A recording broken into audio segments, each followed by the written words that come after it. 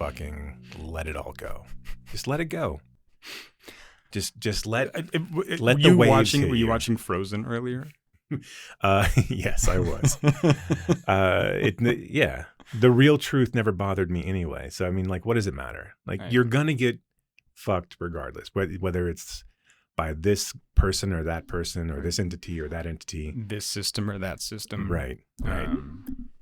For the most part, fucking is in your future. Especially if you want to reproduce. Yeah, so, I don't know. I mean, like, it'd be nice if people were to engage in honest and intellectual conversation, but what can you say? We're more interested in sensationalism. We're more interested in being scared. But even like being scared, we refuse to see kind of what's underneath the being scaredness. Well, no, we just want to be scared by things that we can shake our fist at. Arg, like the clouds in the Right. sky. If you have a gigantic slasher coming towards you, you know that's your. I mean, I know that's not real life, but I mean that that's your problem, right? And that's the only problem you have. You zig and you zag. If it becomes there's a huge, conspiracy theory cabal that's after you, then it becomes like harder to You mean like the Illuminati? the Illuminati. Yeah, exactly. Just like those guys.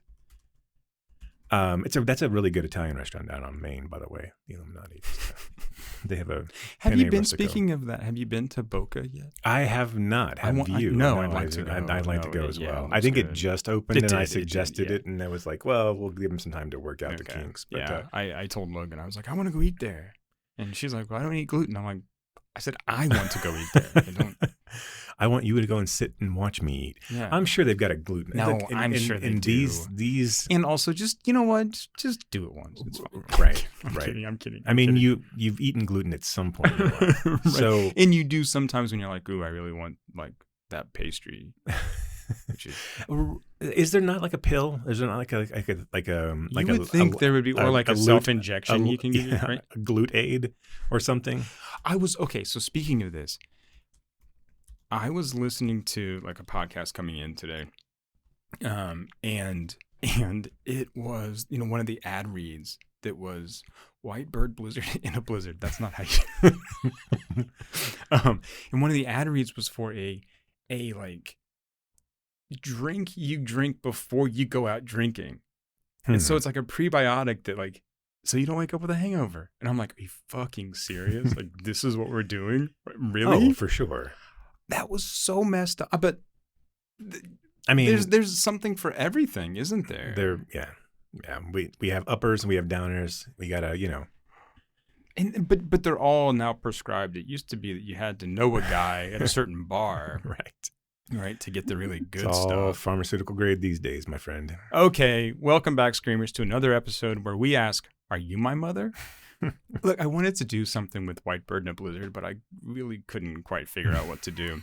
So that's what I came up with. Well, yeah, your nipples poking through the shirt that helped. That's pretty close. I know it's chilly in here. So today's episode is one it's actually really female centric. It is these films. We'll be talking a couple new films, Blink Twice and Oddity. And we'll tackle the next in our Araki series, White Bird in a Blizzard, a film in which the bad guy, quote unquote, has a really cool first name.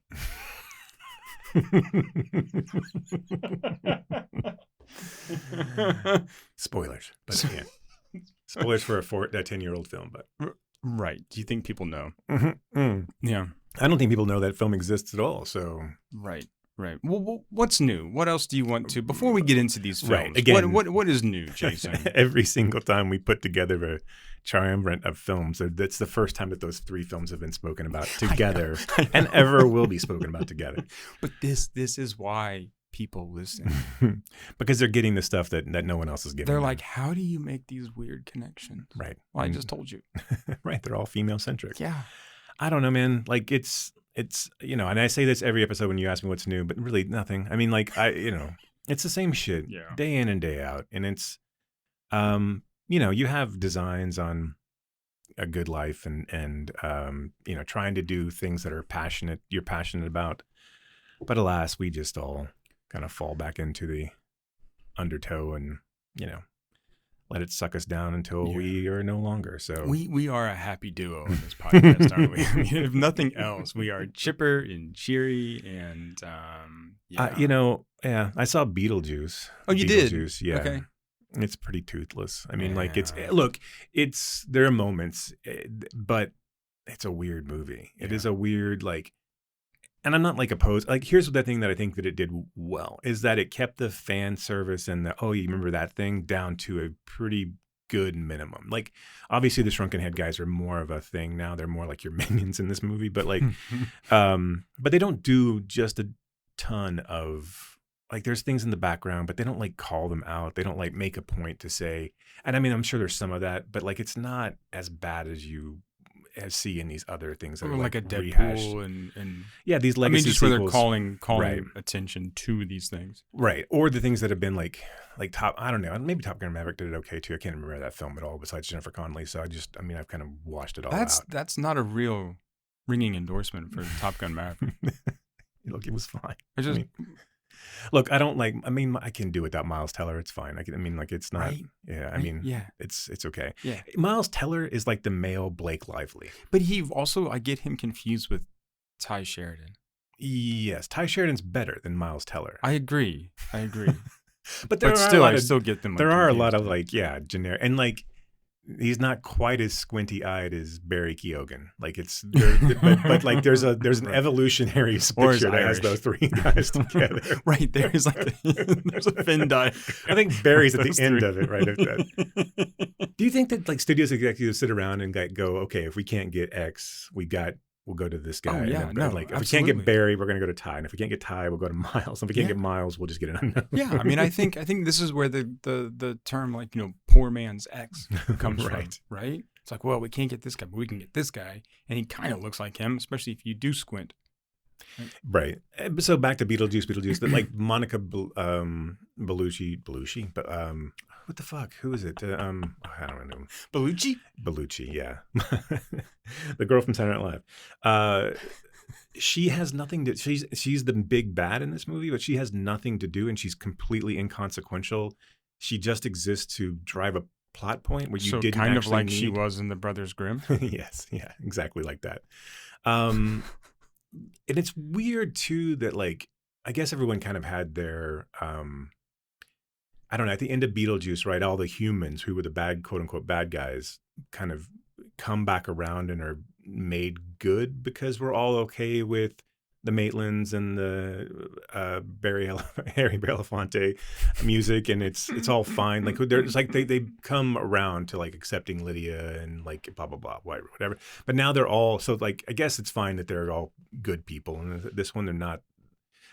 The bad guy aspect of Beetlejuice is really annoying, but they don't do a whole hell of a lot with it. So like you're just like, whatever. I don't think that this one will be remembered. I mean, like there's a classic, and then there's a Ghostbusters 2, and then everyone will forget Ghostbusters. So even though I like Ghostbusters 2. I was just thinking of that too. But like, is there a film like that is as beloved as the first one or the original? And I don't say Godfather 2, right? But I mean, right. Like, is Toy Story 2 one of those where you're like, oh yeah, like this is... I mean, Toy Story 2 clearly has the better plot, right? You've already established the rules, and now you've got, a much deeper story in Toy Story 2. I mean, like, not really, because like everything else ramps up. I think like Gremlins 2 is the perfect example of doing that, and like not trying to replicate the first one, or doing it to such an nth degree that it's just silly and becomes its own thing, and like it's dismissed immediately, but then kind of has people circle back to it. But like Back to the Future 2 becomes so silly and convoluted with the timelines, and then Jay Fox playing the is that what we call him now? I was just gonna ask, like, that's a weird what kind of terms are you guys on?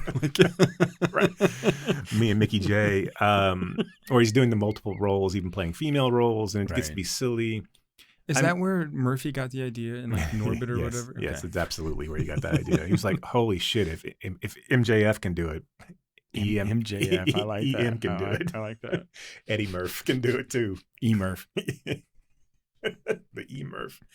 So no, I don't know. Yeah. Like, and especially when it's been separated for that long. Like, I mean, it's been almost 30 years, I guess. So, and I'm thinking like specifically of films like Beetlejuice that are sort of one like beloved, but then also these kind of comedy, fantasy, sci-fi like romps rather than just sequel. Right. And I think, you might see it in horror, but at that point, like horror changes and evolves over time too. Because so like where, Freddy becomes funny, Chucky becomes funny, Jason goes to space. Jason starts doing stand-up. He just stands in front of the mic and doesn't say anything. It's heady stuff, right? It's also cutting edge. Yeah. So no, I don't think so. I don't think there are. Whatever the question was asked, I think the answer to that question was no. So I just wanted to check in.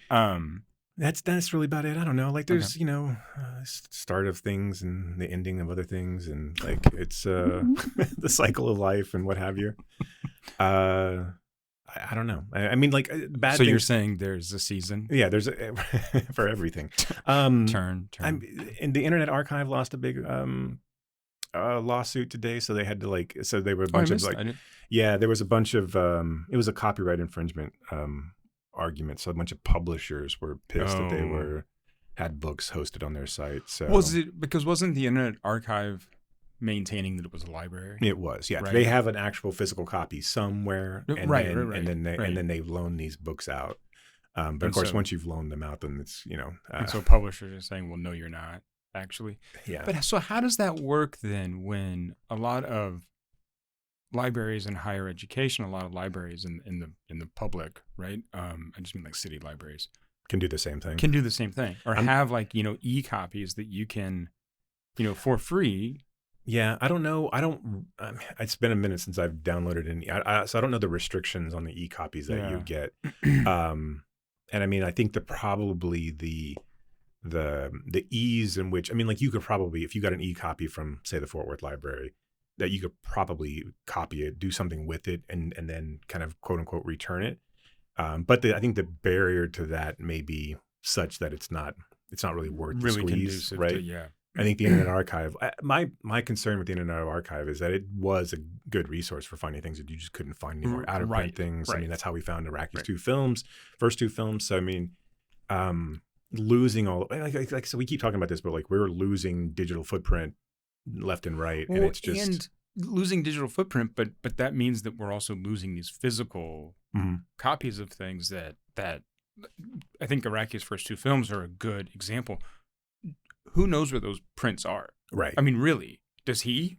I don't know. We would have asked him if he had come on. But... I know that's true. Greg, if you're listening, right? And we know you know about this podcast now. But tell us about that. Right. We really want to talk. Look, who else wants to talk to you about those first two films? I might reach out to his social media just to see what's up. Who else wants to talk about those first two films? Right. I mean, there's got to be other people besides us, but not many. There are people who want to listen to people talk about that. This is true. Like, I don't want to expend any sort of like verbal exercise to talk about them, but I will listen ad nauseum. Yeah. And that's a good thing for us. But yeah, I mean, I think that as much as I am a proponent of physical media, right, and being able to hold things and use those things, there are some things that like you can't, for whatever reason, get your hands on.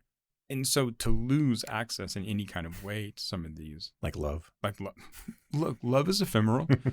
Love is a concept. I'm not sure that love actually exists. It's become a societal construct that we latch onto and give a definition and meaning to that. Well, we capitalize on it for sure. Well, that is, yes. Yeah. Look, I don't think St. Valentine really gives a fuck. If we're sending, is he seeing those residuals? Yeah.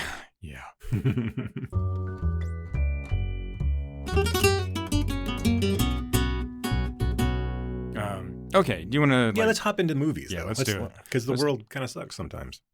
Yeah. So I want to start with Blink Twice. All right, let's do it. So, everybody's dead. How about we start at the beginning? Okay, here we go. Jess, Frida, this is my childhood buddy, Cody. Vic, my left and right-hand man. Perfect. Tom. Hi! All right, who did this? This is Frida, Sarah, Frida. Cute nails. Thank you. This is our resident wonder boy, Heather, Camilla. Hey, what's up, man? I don't know who that is. We're going to my island for a few days. Do you guys want to come? This is crazy. Did we just jet off to a billionaire's island with a bunch of strangers? No, he's not a stranger. He's Slater King. Everybody say, making memories! Making memories! You having a good time? We're having a great time. We're drinking champagne and we're eating amazing food. So do you think the human sacrifice is before or after dinner? The legendary parties of Slater King. Not what I thought it was gonna be. We still have fun. It's just a little different now. What do you mean? Phones, please. Wait, for real? You don't have to do anything that you don't want to do. I'm having a great time here. But I also have this feeling that I'm like, not. Where's my knife? Who has my knife? Oh, dude, your eye. What? Oh, no, I know, right? There's something weird going on here. Everybody's smiling and laughing like 1960s flight attendants. Like, I'm having a good time. I'm like, I'm having a great time. Can't you feel it? There's something wrong with this place. Where's Jess? Who's Jess? My friend that was in the room next to mine. Wake up! Wake up! Wake up! I feel like we're forgetting like a lot of stuff. Okay, but like, how? Something's making us forget.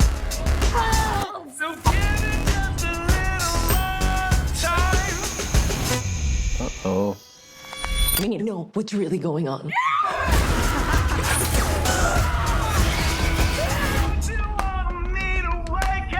Please, Spice, if I'm in danger. Well, maybe not. Let's not answer that one, right?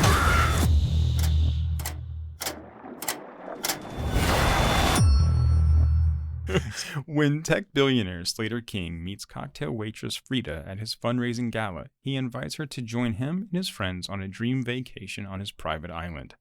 As strange things start to happen, Frida questions her reality.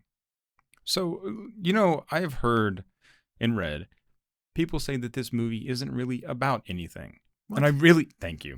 I really bristle at that. And I don't think it's a perfect film, right? I think there are some missteps, and I think there's maybe some pacing issues. But overall, I think this movie is about quite a bit. I think it's making a very kind of pointed social commentary. I don't know. I don't know. Okay, so you're saying it's about nothing, right? There's no gaslighting. There's no right. There's no I don't. I would love. I mean, I guess I wouldn't. I mean, how do you explain yourself if it's about? I mean, if you think it's about nothing, right. What did you go? Was it just escapism for you? This is it's a generic white guy, kidnapping women, making them forget their trauma, so that they can constantly rape them. That does not happen in real life. It's not about anything, but it's about that. This is just a normal everyday. This is a day in the life, man. This just happens all the time. So why would we ever Zoe Kravitz is not making some sort of political point or feminist point or lots of points. I mean, really, it's no. I know. Whatever. I guess it's fine. I mean, I'm glad that you weren't right. There's really nothing going on there. Well, I mean, but to say that there's no substance in this film, I think is just ridiculous. I mean, to be honest, I think it's lazy too. Even if you're like, well, it's kind of obvious what's going on. Okay, that makes even more of the point. If it is obvious what's going on, take a look around because this shit is happening all the time in front of your fucking face. Right. I mean, even those right, not on a billionaire level, but on an individual level. And sometimes not in a literal sense, but in a metaphorical sense, which I think is just as traumatizing and just as damaging. Right. So, I mean, I think Kravitz is doing quite a bit here. Right. I mean in sort of telling or pointing to problems in our. Even if you go to the final scene, right, or the final set of scene, not the denouement when you come back or the reveal, right? Or not the reveal, but I mean the final conclusion. Sorry, I'm just stepping over myself. But I mean, like, no, not that, but that one. not the end, but the end. Not that end, but the other end. The end. Not the beginning end, though. Right. Not the middle. It's past that. Not the credits. That's the movie's over. You got to leave. It's in between those two things. The moment where Tatum is saying, "Look, there is no forgiveness. There's only forgetting." I think that, I mean, like, that in and of itself is at least one of the points of the film, right? At least they're trying to make a conversation. Just about that line. When he said that first, I was like, oh, that's good. Right. I'm like, that's really good. Because that means something on both sides of these equation here, right? Where, like, if you take the spacey, Weinstein, all of it, Louis C.K., there's no forgiveness for those men. Right. There's just forgetting eventually. We forget about it, right? And then it means something else to the women. Right. There's the women get nothing from this, right? But we tell them, just move on. Just move on. Right. Just forget about it, right? Or the best that maybe sometimes they can do is like, okay, if I just need to, like, I don't know how you do that. I mean, to be honest, I don't know how you forget this shit, right? But that's what we tell them to do. And I think too, the emphasis on smiling through this film, right, is not unintentional, right? Because again, right, I said this to a group of young people. I'm like, why do people always tell women to fucking smile? Like, what is there to smile about? But that's what's going on, right? Well, it goes back. I mean, like the whole the trope or the conversation that was happening, the meme that was happening a while back about a man versus a bear, right?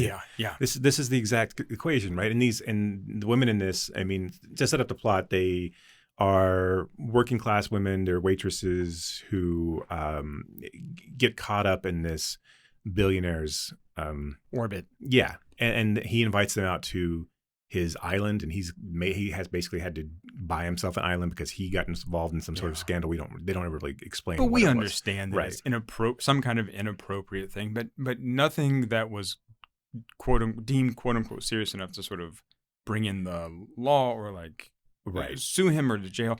Things that he had to work on himself. This movie starts out with like a meet cute, which is I think really an interesting way because Naomi Aki and Aaliyah Shawkat like kind of con their way into this party, right? To after they're done working, they kind of, figure out a way to get into this like after party and stuff, right? Where they meet, the rich people, right? And it's this kind of like, serendipitous sort of like, oh my gosh, this is really cute and great. They're having a great time. And there's some note that they've met before, right? That she's known him or that they were involved in, involved, but they worked the same gala the year before. Right. Okay. So, and we get this note from like Naomi Aki's boss or manager, like, don't talk to everybody like you did last year. I mean, so I think, but I think like those things are so subtle and so well done on Kravitz's part that we lay this groundwork of she's been there before without giving away everything. Right. And then we get to the point where where something is off. They're all dressing the same. They're all doing drugs. They're all, and then they all end up at the end of the night, kind of running. They're just kind of like this, like, and you feel like it's some sort of euphoric drug high or drunken high. Yeah. But this happens night after night and after night. Wake after up night. With like dirty feet and dirty fingernails. And fingernails falling off, or like blood and weird play. I mean, yeah. And then throughout the entire time that when they get to the island, there's these workers that are there who are capturing these snakes, which I love that metaphor too. Like the snakes are the ones that are actually going to wake you up, right? It's that. But you mean like it's a Garden of Eden right? thing? Right. Yes. Yeah. And so they're tasked to kill all these snakes that are going around the grounds. And it turns out that if you get bit by one of these snakes, or if you drink the poison of one of these snakes, it counteracts the perfume pheromones that they've been giving you to forget what's happening the night before. So basically they lay out a huge spread. Everyone gets drunk or is smoking weed, doing all whatever else, and like psychotropics, right? And once that happens, then the women start to forget themselves, or can't control their bodies, and are being sexually molested in a variety of different ways. It is a very jarring scene when that happens. When it cuts to that, you're just what? Right. Yeah, it's a hard cut, which I think again is good. right? I mean, you know, Kravitz wants us to be jarred as much as the memories coming back are jarring to these women, right? And I really like that. And I like how we see Aaliyah Shawkat's progression. So after she gets bit by the snake, she starts to remember. And then you see her face, right? Just kind of like darken and darken and darken and darken. And of course, we don't know what happens after that until later. But there's a great moment between Shawkat and Naomi Aki where she's like, I think we need to go. I don't think this is right. And Aki's like, look, I feel seen for the first time. I feel, not invisible for like the first time in my life. And you're like, fuck, man, that's because even without, in a few minutes we see kind of what's going on, but you hear that line and you're like, Jesus, right? That's kind of tough. That's not kind of tough. That is tough, right? Yeah. But I mean, it is one of those moments where, as a white man watching this film, you're like, I know what it's like to be quote unquote invisible in different ways, but not like that, right? It's one of those moments where I think this kind of shows how good Kravitz is with this. Yeah, I mean, this is an impressive first film for sure. No, she's been in the business forever, but wait, she has? Does she have a famous dad and mom? I don't know. I'm not sure.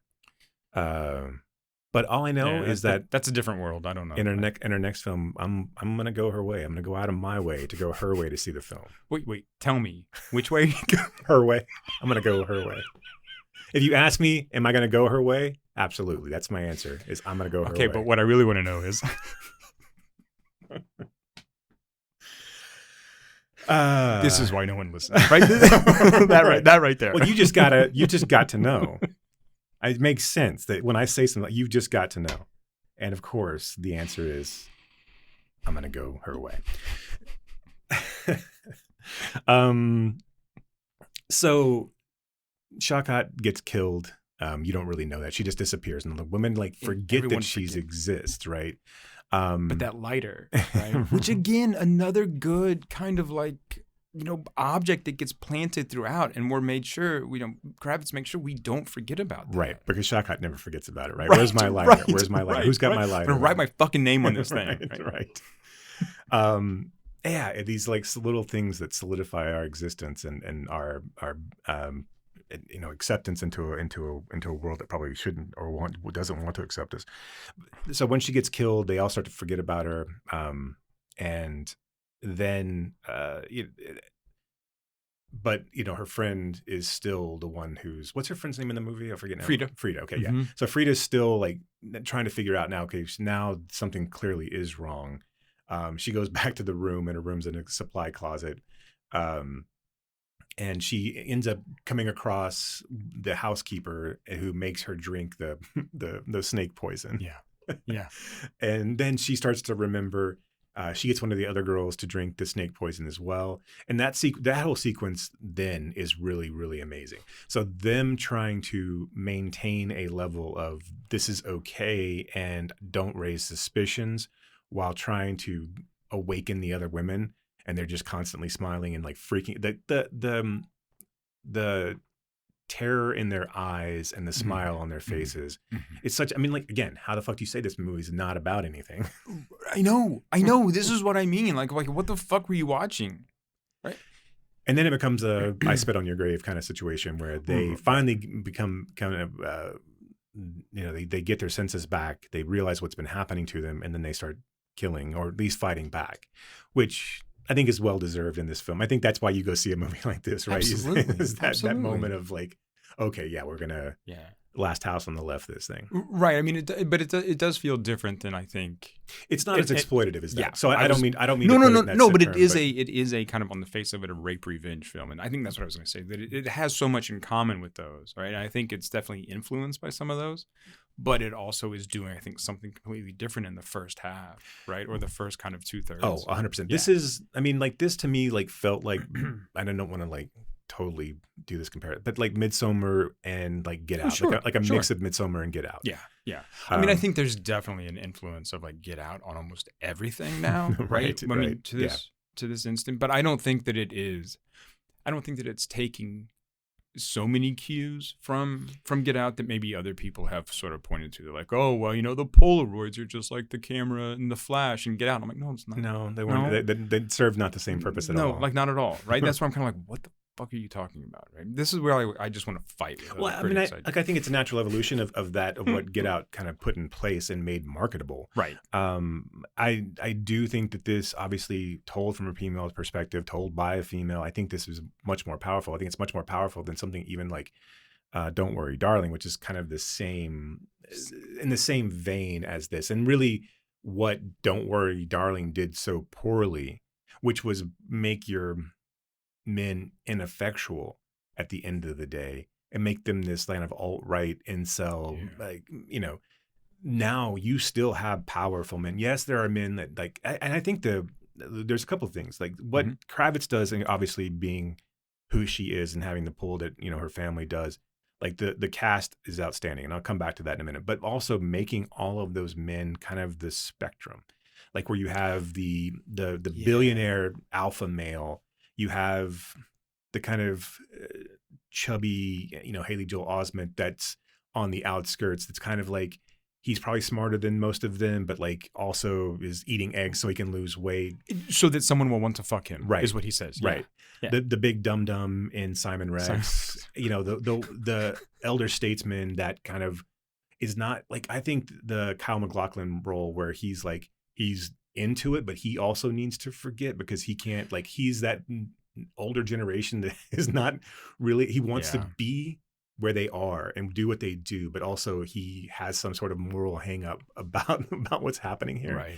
And then the one who just can't, like the one that's being dragged along, gets dragged along, he still does it, but also has to be completely he doesn't, remember? Oh, right, that's true. Which I think is good. Right. And so, I mean, but this kind of completes your spectrum, right? He's the one who doesn't partake, right? Doesn't abuse the women, but doesn't stop anybody either. And Slater's just the dirtbag, right? Slater's the dirtbag on his face, who like would have never gotten, like none of those women would have paid attention to Slater, period. Like unless it was somebody who, on the surface he manipulated or like he preyed upon.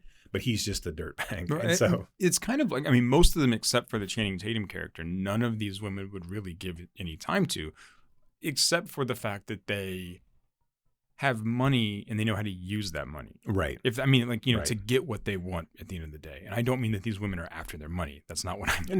No. But, But you're wrapped up in a lifestyle that, and excess and the things that we're told that we want. Right. And so it's easy. I mean, these, the girls that come, Frida and I forget a lot, Jess, they come because they come from nothing. Right. I mean, of course they're going to take advantage of this. I mean, like, absolutely. We all would. Right. And that's what we're all told, right? We should want these things. And so it makes sense. Let me have a fun weekend and I'll go back to work on Monday. Fuck it. Right. Let me go have fun. But that again is, I think, something in the film, right? Because who do we blame? We blame the women. Right. What do you mean you want to go have, you should have known better. So what the fuck are you talking about? Well, right? and this don't dress that way. Right. And the film also does a really good job of pitting them against one another. And so like to keep them at odds, they are all kind of made to feel less than, but also greater than all these women in different ways. It's a really, really brilliant way of like posting this, this kind of interaction between these women. There's a version of this film where they end up fighting each other. Oh, yeah. Right? Yeah. I mean, a lesser version of this film has them at each other's throats, right? Competing in a physical, violent way. And I think that's when you have the Gina Davis character, right? Who's the handler for Channing Tatum, where she's like, I didn't want to fucking, I knew it was happening. I didn't want to fucking remember. Why are you making me remember? Like, I don't give a shit what's happening to you. Like, I will facilitate and I don't care. I'm getting paid. Right.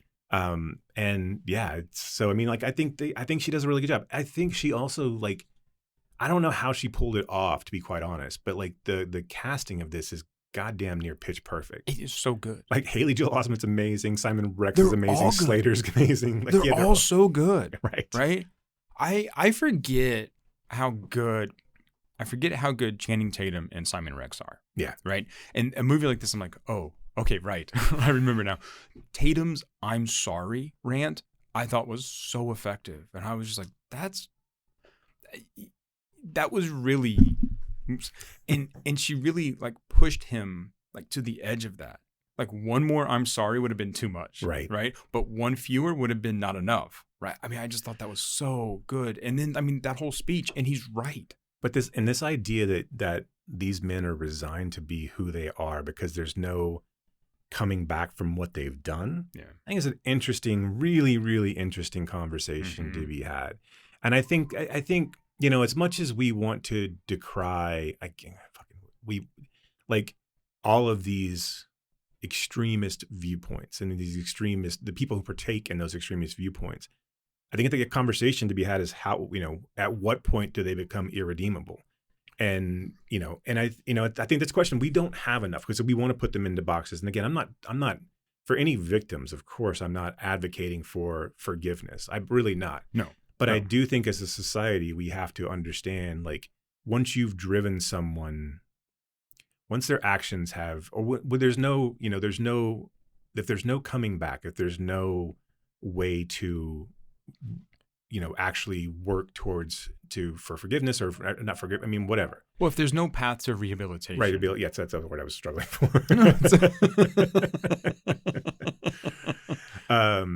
Yeah, if there's no path to rehab yourself, I mean, and again, I know it's difficult to actually know what's true and what's not, but then what do you do with those people? Like, what do you do with like a Harvey Weinstein, it's easy, right? You just put them in jail forever until they die. Sure. But like with the Louis C.K., it's a little bit different. Right. Does it become, you know, and again, it's who knows? Well, with an army hammer, right? I mean, like, what do you do with an army hammer? Right. He becomes a realtor somewhere off in Podunk nowhere. I mean, I don't give a care. I mean, that's fine. That's probably better than he deserves, to be honest. Right. But I think this is a real question, right? So we do this thing. I mean, as a country, as a society, where we're like, you know, you commit a crime, you go to jail, you pay your penance or whatever, and then you get out, and you're meant to be a better, you know, citizen. I understand that that's not right. in any way the case, especially with things like privatized prisons, right. But this begs the question of, okay, well then what's the point of any of this if we're not actually working? And then people go to jail, they come out, and we don't give them a job. We won't let them work. We won't let them live certain places. Now, I understand, again, certain crimes, right, are unthinkable and unimaginable. And yes, we don't want those people in society, but this is still the point. We let them out, but we don't let them back in to the world. How are they ever going to not do this shit? Right. And again, this is not about the victim, right? This is not about the victims. This is about the system, right? Because, you know, people should be punished, right? And Weinstein's not going to get punished to the extent that he should. That's the other thing, right? He's still going to be rich in prison. And is that this money allows you and affords you a different kind of justice system. Right. Right. You know, but someone who makes a mistake, someone who, I don't know. I don't want to give an example because like there are no like real good examples, but I mean, there are cases where whether it's, you know, a kind of, taking the money portion out of it's really the question, right? Yeah. I mean, like, so, I mean, because the people that we mentioned all had money or were, you know, what do you do with the middle class or lower class person who commits these crimes who then can never come back? Yeah. I mean, look, Jean Valjean stole bread. Right. And then he got wrapped up with like revolutionaries. I mean, this is what happens, right? Right. It's Adria Arjona is in this, and she is fantastic. So much better than I don't know who that other person in Hitman was. Glenn Howard. Yeah, Glenn Howard and Aruna.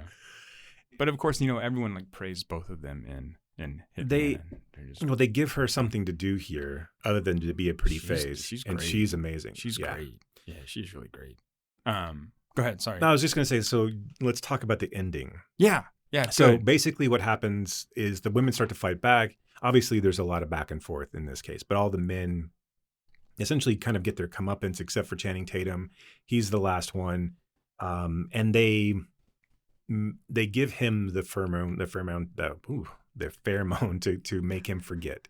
The firmer to make him forget. And so he forgets in just kind of short-term memory forget. Right. That's the point. It didn't really work for me, like overall, like how much would he forgotten? But he's also talked about how he had forgotten his own childhood trauma as well, and like didn't really. His sister realized that their parents were doing something, but he didn't know what the hell was actually. And she was he didn't about. want to remember. And he didn't so want this to, was right? all part of that. Yeah. And so when he forgets in the immediacy of what's happened. So he looks around and all of his friends are dead, and he's like, "What's going on?" And then we cut to.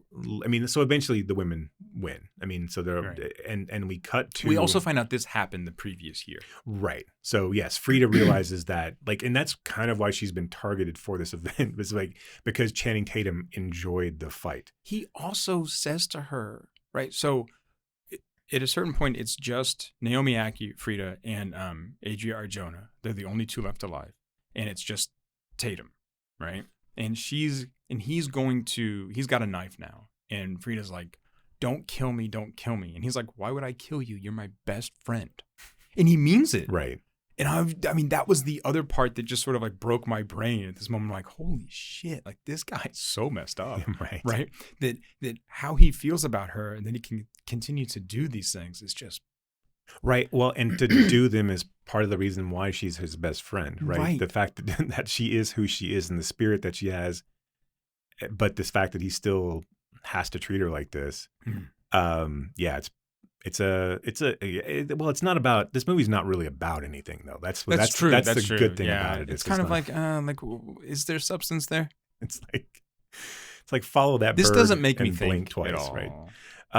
So the ending is that basically Frida turns the tables on Channing Tatum, makes him kind of forget everything, and then takes over as CEO of his company, and now is the one getting accolades, and that's basically the end of the film. Yeah. I'm not 100% sure if I'm on board with that ending. I mean, you have to end it somehow, right? Yeah. I mean, I don't necessarily know, aside from just like leaving and letting the island burn kind of thing. Right. Which I think we've seen. Sure. Right. Or what she would have done is shoot him in the head to save Adria Arjona and say, "Stay away from her, you bitch." Right? And then everyone would have been like, "Hell yeah." Right, and the island would have burned and they would have gone off on a boat somewhere. And then Ian Holm would have been the guy who's driving the boat. Right. But I do like this kind of idea of, you know what, I'm going to take the thing from you that let you do all of this. Yeah. I'm going to keep you in a state of confusion, of forgetfulness, of subservience to me, right? And now I'm going to be in charge of all this. Yeah. So in a way, I'm going to do to you what you did to me while getting praise and making money. Right. I mean, I think on one hand it feels maybe a little heavy-handed, right? Or a little ham-handed, but also, I mean, I think the idea of it is really good. I'm not sure I would have done it better. I just like, I think like, and obviously any type of film that gets to be kind of heady like this, a lot of things kind of unravel. Sure. or can unravel. Sure. I mean, like I said, I think this film is trying to do a lot of things at once. And I think one of the places where it, like if I'm going to criticize it, I think she tries to have this kind of winking irony and then this real serious tone and like a back and forth between those, right? It doesn't always work. I think one place where it really works is when the women, one night during the party, they're all running. And then one of them stops and is like, "Wait, why are we running?"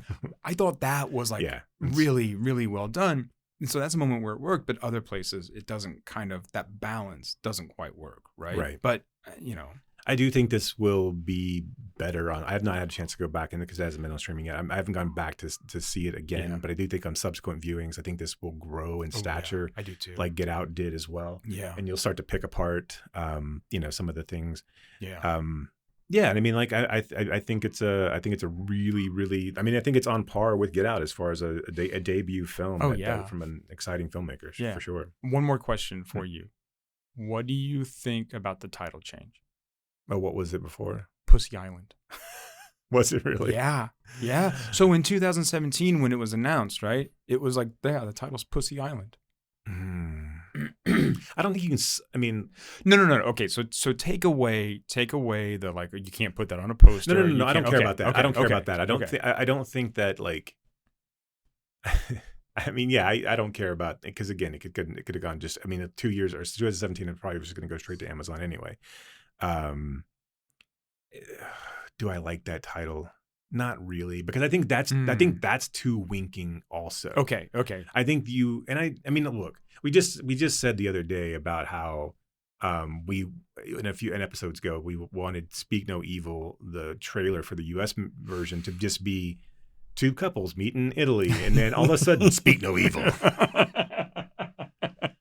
So I kind of like that switch, but I do think that, man, I don't know, that's kind of good. Like, I think the more I think about it, it's pretty fucking good. Right? I know. That's the thing, is like, because I did the same thing where I was like, you know, like when I first heard about it, I was like, what is this going to be? Right? And I had one image in my mind. I go see the movie and I'm like, oh, okay, wait, I see why they changed it. Then I'm like, no, actually I don't.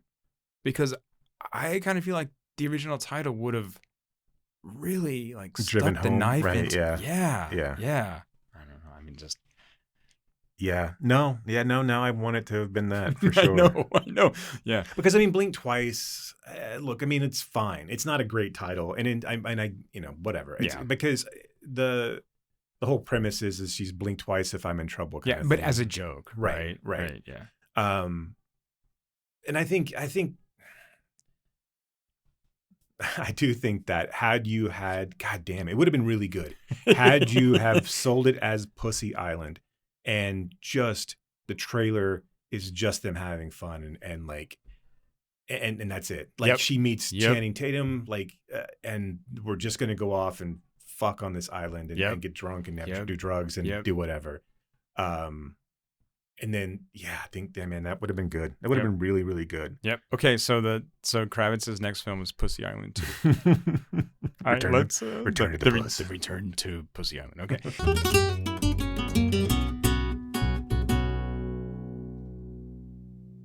Let's talk. Let's shift gears a little bit and talk about another woman done wrong. Oddity. Could you open the door? What do you want? You're in trouble. What? Would you just open the door? I am telling you that there is someone in there with you.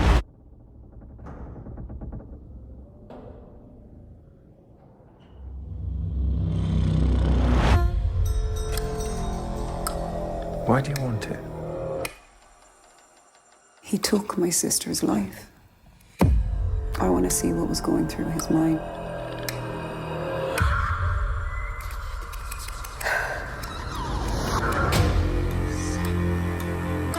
You said I should visit on Danny's anniversary. The thought of another patient showing up at the front door here. Would you allow them in? Of course not. My sister would never allow a strange man into her home in the middle of the night. She's saying some weird things to me, Dad. She's clearly not well. Do you mind staying out here alone at night? I'm just telling you what I saw. Danny's ghost. My dead wife is not haunting this house.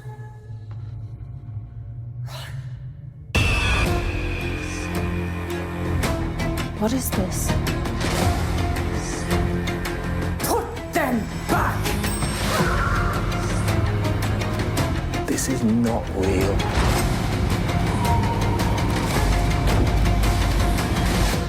As I've always believed,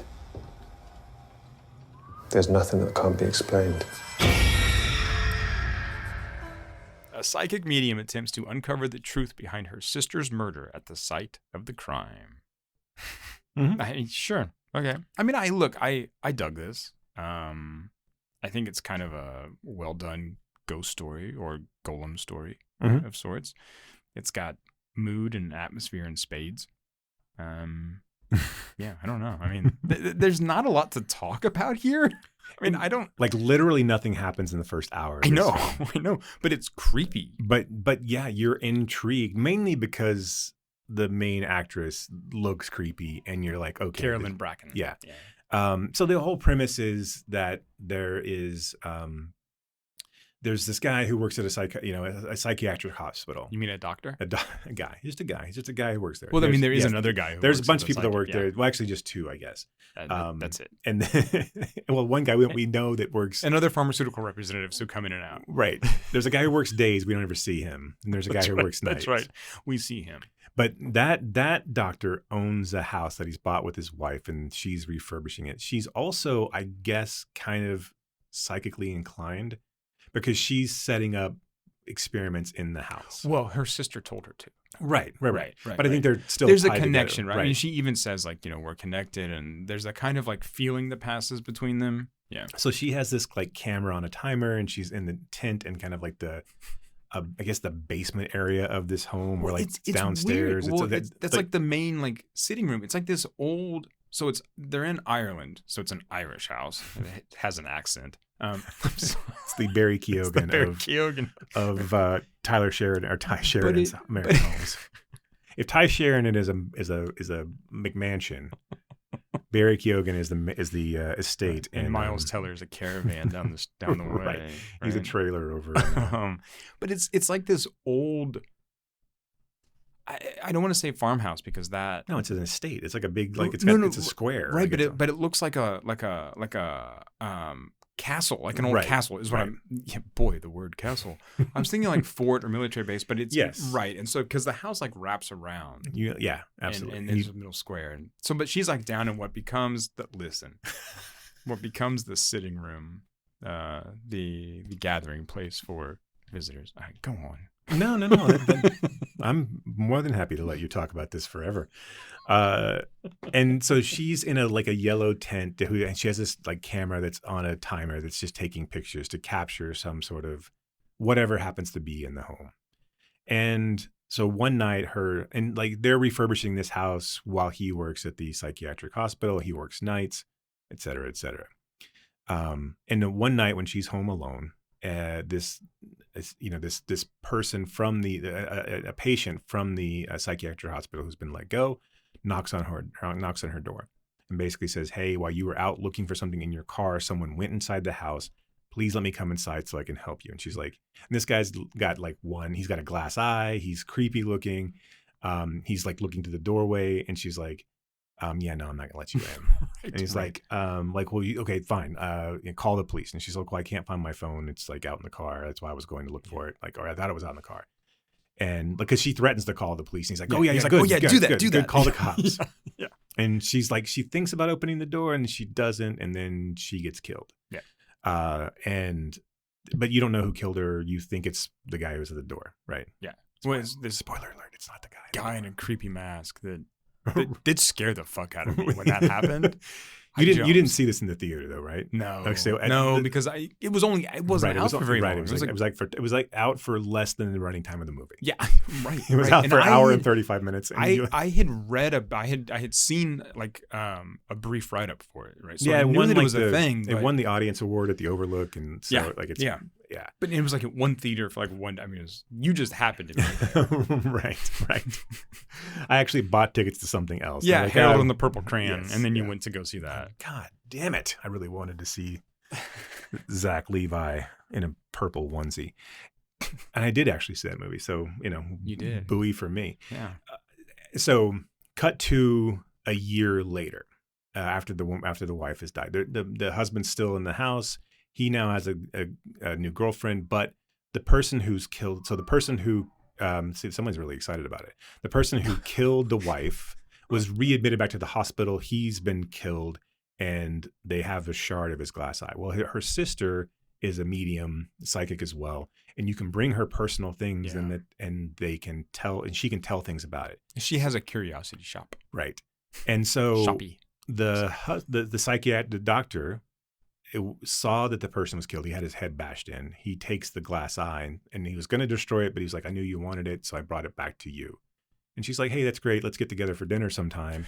And he's like, yeah, sure, let's do that, totes. And then she just shows up on his doorstep.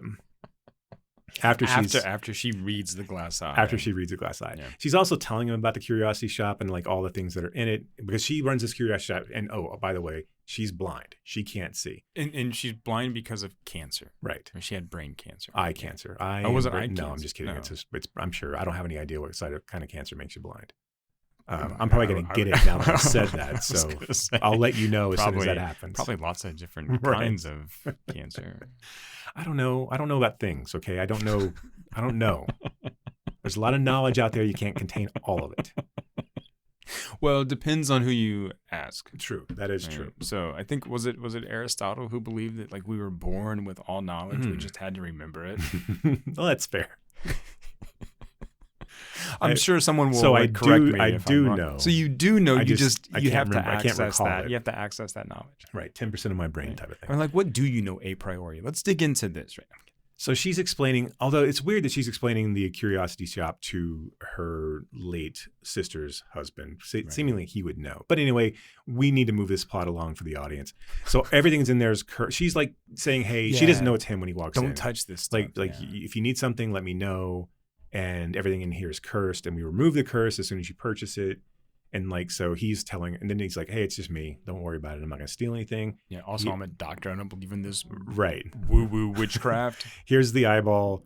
And she's like, and he picks up the door, the porter's bell, essentially, just a bell. And she's telling him about how, it's cursed by this evil porter from this hotel. Like, and basically, you ring it, and the bad porter comes and kills you. Yeah. And so anyway, he's like, yeah, it's good to see you. Come to the house sometime. And she's like, bet, I'm there. And word. Right. And then cut to the house, and he's there with his new girlfriend, who was a pharmaceutical rep that he met 2 years earlier. Mm-hmm. But they were just friends. They were totally not doing anything on the DL. No. And she's like browsing through his old wife's camera. Well, she finds it, right? Or something. I think she says. I don't know. And anyway, it's just pictures of him and her, and like the videos and shit like that. Yeah. But anyway, then a package comes, and it's a big wooden crate, and he's like, "Where did that come from?" And it's like, "Well, your wife's sister sent it." And he's like, "Well, I'll just send it back when next time I see her." It's like, "Oh, well, you can do that now because she's outside." And they're like, "Oh. All right." So they let her in, and she's like, "Yeah, you invited me to come over and we'd sit a spell." And he's like, "Yeah, I thought you'd call beforehand." But then she just stays. And he has to go to work. I'm here now. Right. So I'm here now. And so also I'm blind. What are you going to do? You going to turn a blind lady away? Right. I don't have a car. Someone can't drove drive, me can't here, right? See.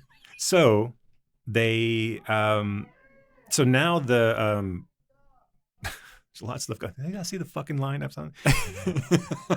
It's look. There's magic happening. It's here, a people. live studio audience, right? The Wilhelm was brought to you in front of a live studio audience. So he has to go to work. His girlfriend, his pharmaceutical rep girlfriend, is pissed, and so she's going to go into town, but she can't find her keys. So now she's stuck with the sister. And they go in this little back and forth, about tete-a-tete, and they talk about the gift that she brought, which is this gigantic wooden man who is scary as fuck. And now he's at the table. And what I love is that the girlfriend's like, "Why did you unpack him?" And she's like, "I didn't. I didn't unpack him." But he's got this like ridiculously scary look on his face. His hands are like piano hands touching the table. And so he's just sitting there. And so she goes back and forth. And so the two women are going back and forth talking about how like they're kind of to suss each other out. Like, did you fuck my sister's husband? She's like, no, we were just friends. And like, do you think my sister's stupid? And she's like, well, what do you mean by that? And she's like, well, you insinuated that she'd open up the door, and that's why you're nervous about being here. Blah blah blah. And then she falls asleep. She's gonna the blind sister falls asleep.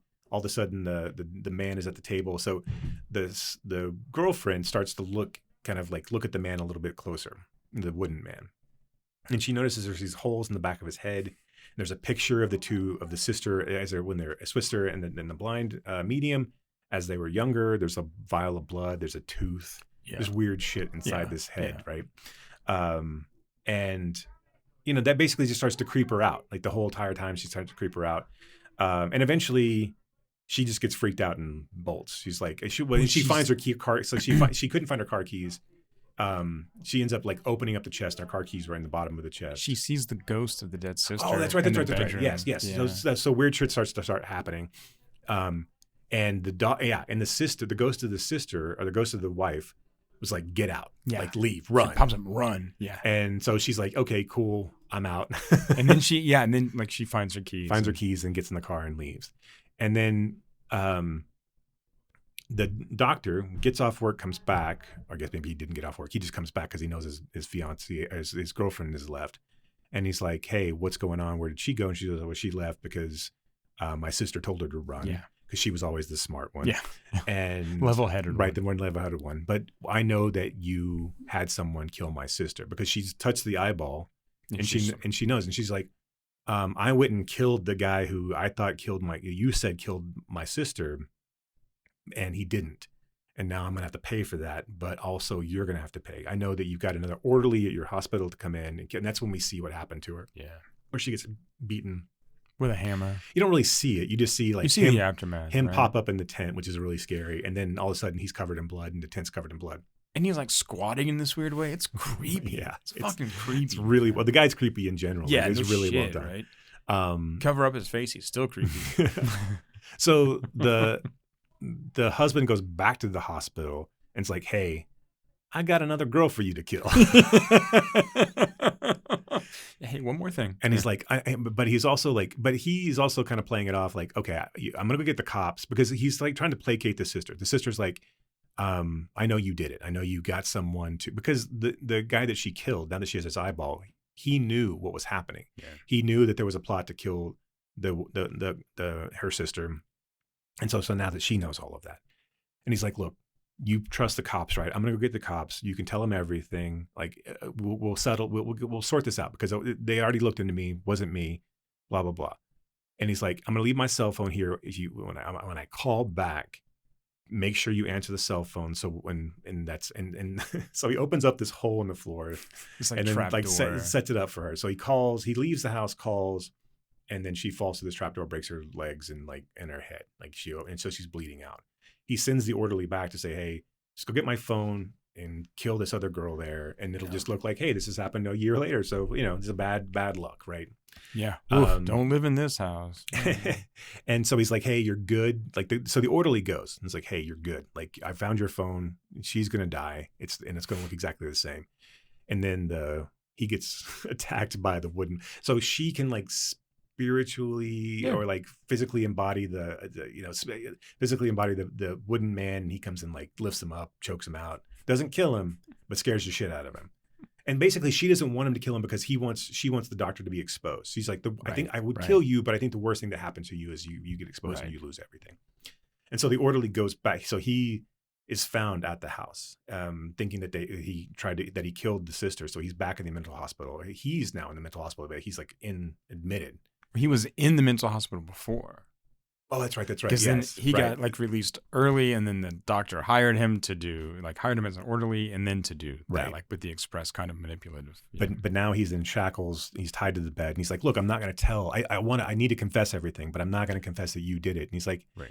The doctor's like, yeah, cool. We'll let that happen. And then he unleashes a cannibal who also lives in the psychiatric hospital to eat that guy.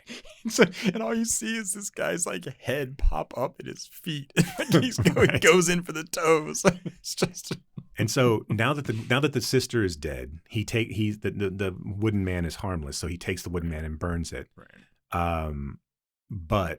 So everything's fine. So his girlfriend's left him because the girlfriend's like, hey, I'm not going to stay in a house where 2 women have died in a little over the span of a year. So don't ever call me again. I can go deal drugs someplace else. And he's like, fine.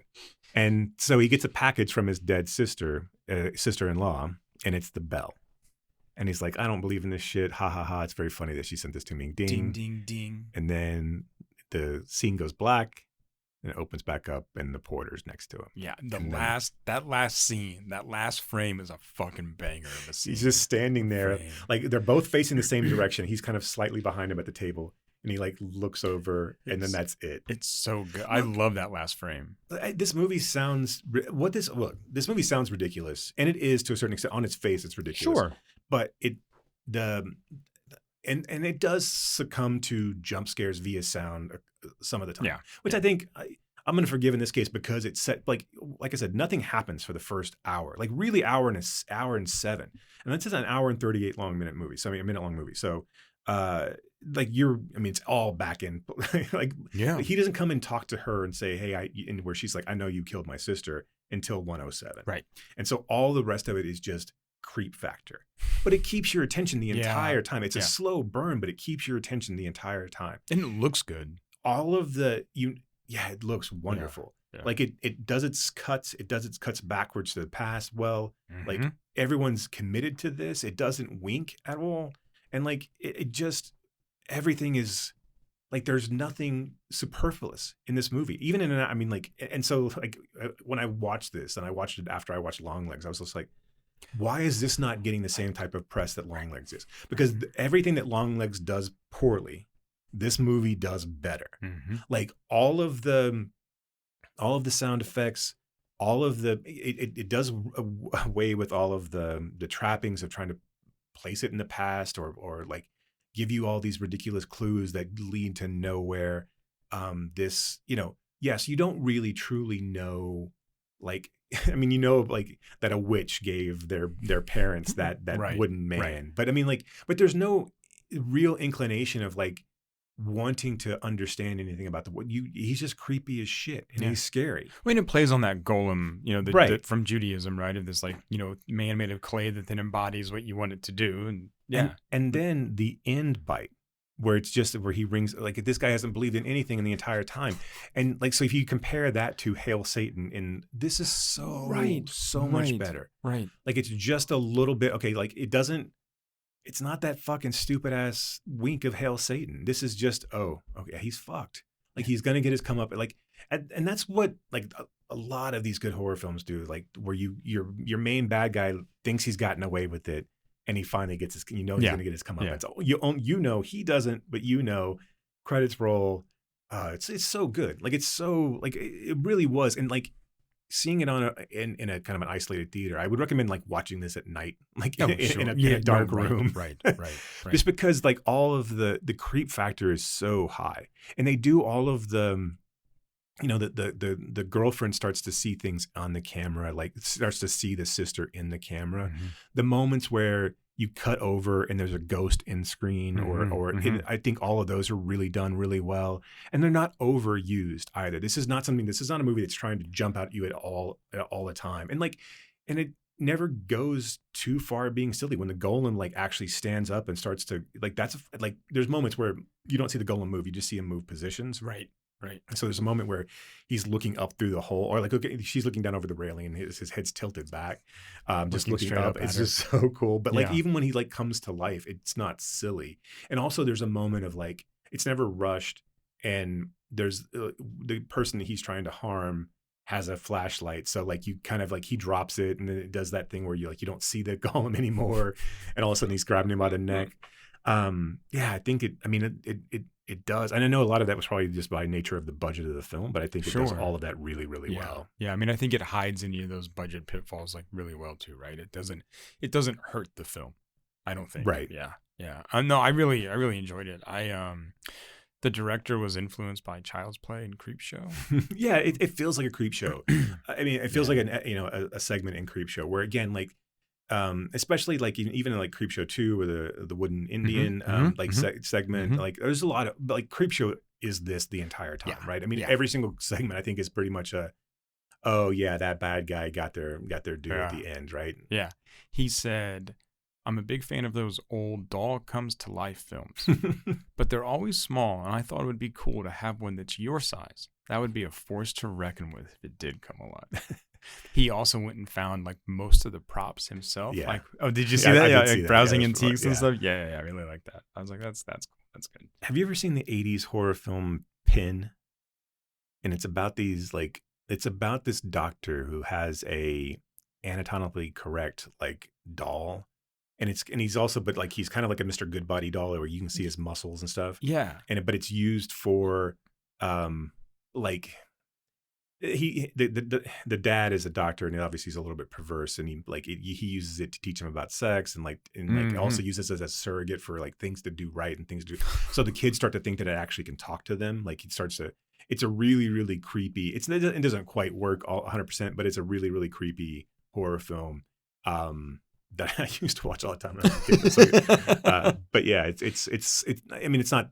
That's more focused on Penn and the actual doll, but I mean, like it has a similar vibe to, and I feel like I don't know if he's seen that one, but I feel like that had to have been a reference at some point. Yeah, I'm sure. Is that like Penn and Teller? Yeah, no, this is just PIN. So it's the solo show. Yes, it's just PIN. He just had to do it under a different name for copyright reasons. Same but different. Yeah, go check out Oddity. I mean, you can. It'll find be on it Shudder soon. Like I think it's on the 9th if it's on. I mean, which this episode won't be out by then. So yeah, it'll be on Shudder. So go see it. It's worth your time. Go watch it.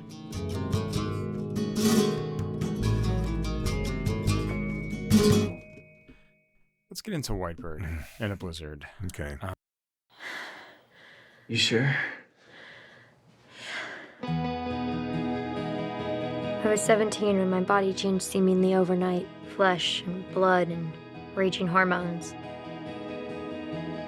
So intense. It's like primal. Oh God, that's so hot!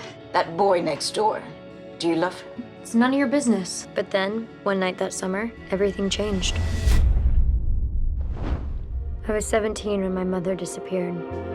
One day she was there, cleaning, making dinner, and the next, she was gone. What kind of mother would do something like that?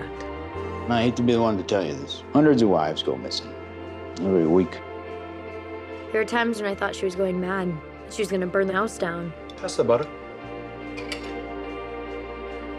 It was almost like she wanted to have an affair or something. Could it be that's what she was doing? Guess anything's possible, right? You came here to seduce me. I know.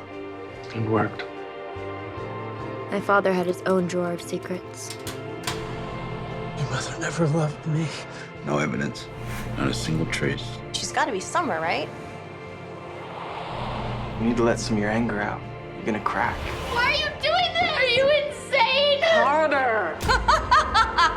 Please, I don't care what it is. I just cannot keep living my life in the dark, just wondering. Don't ask me. Ask him. Why won't anyone listen to me? Mom? The beautiful woman she once was became a phantom, wandering away in a snowstorm.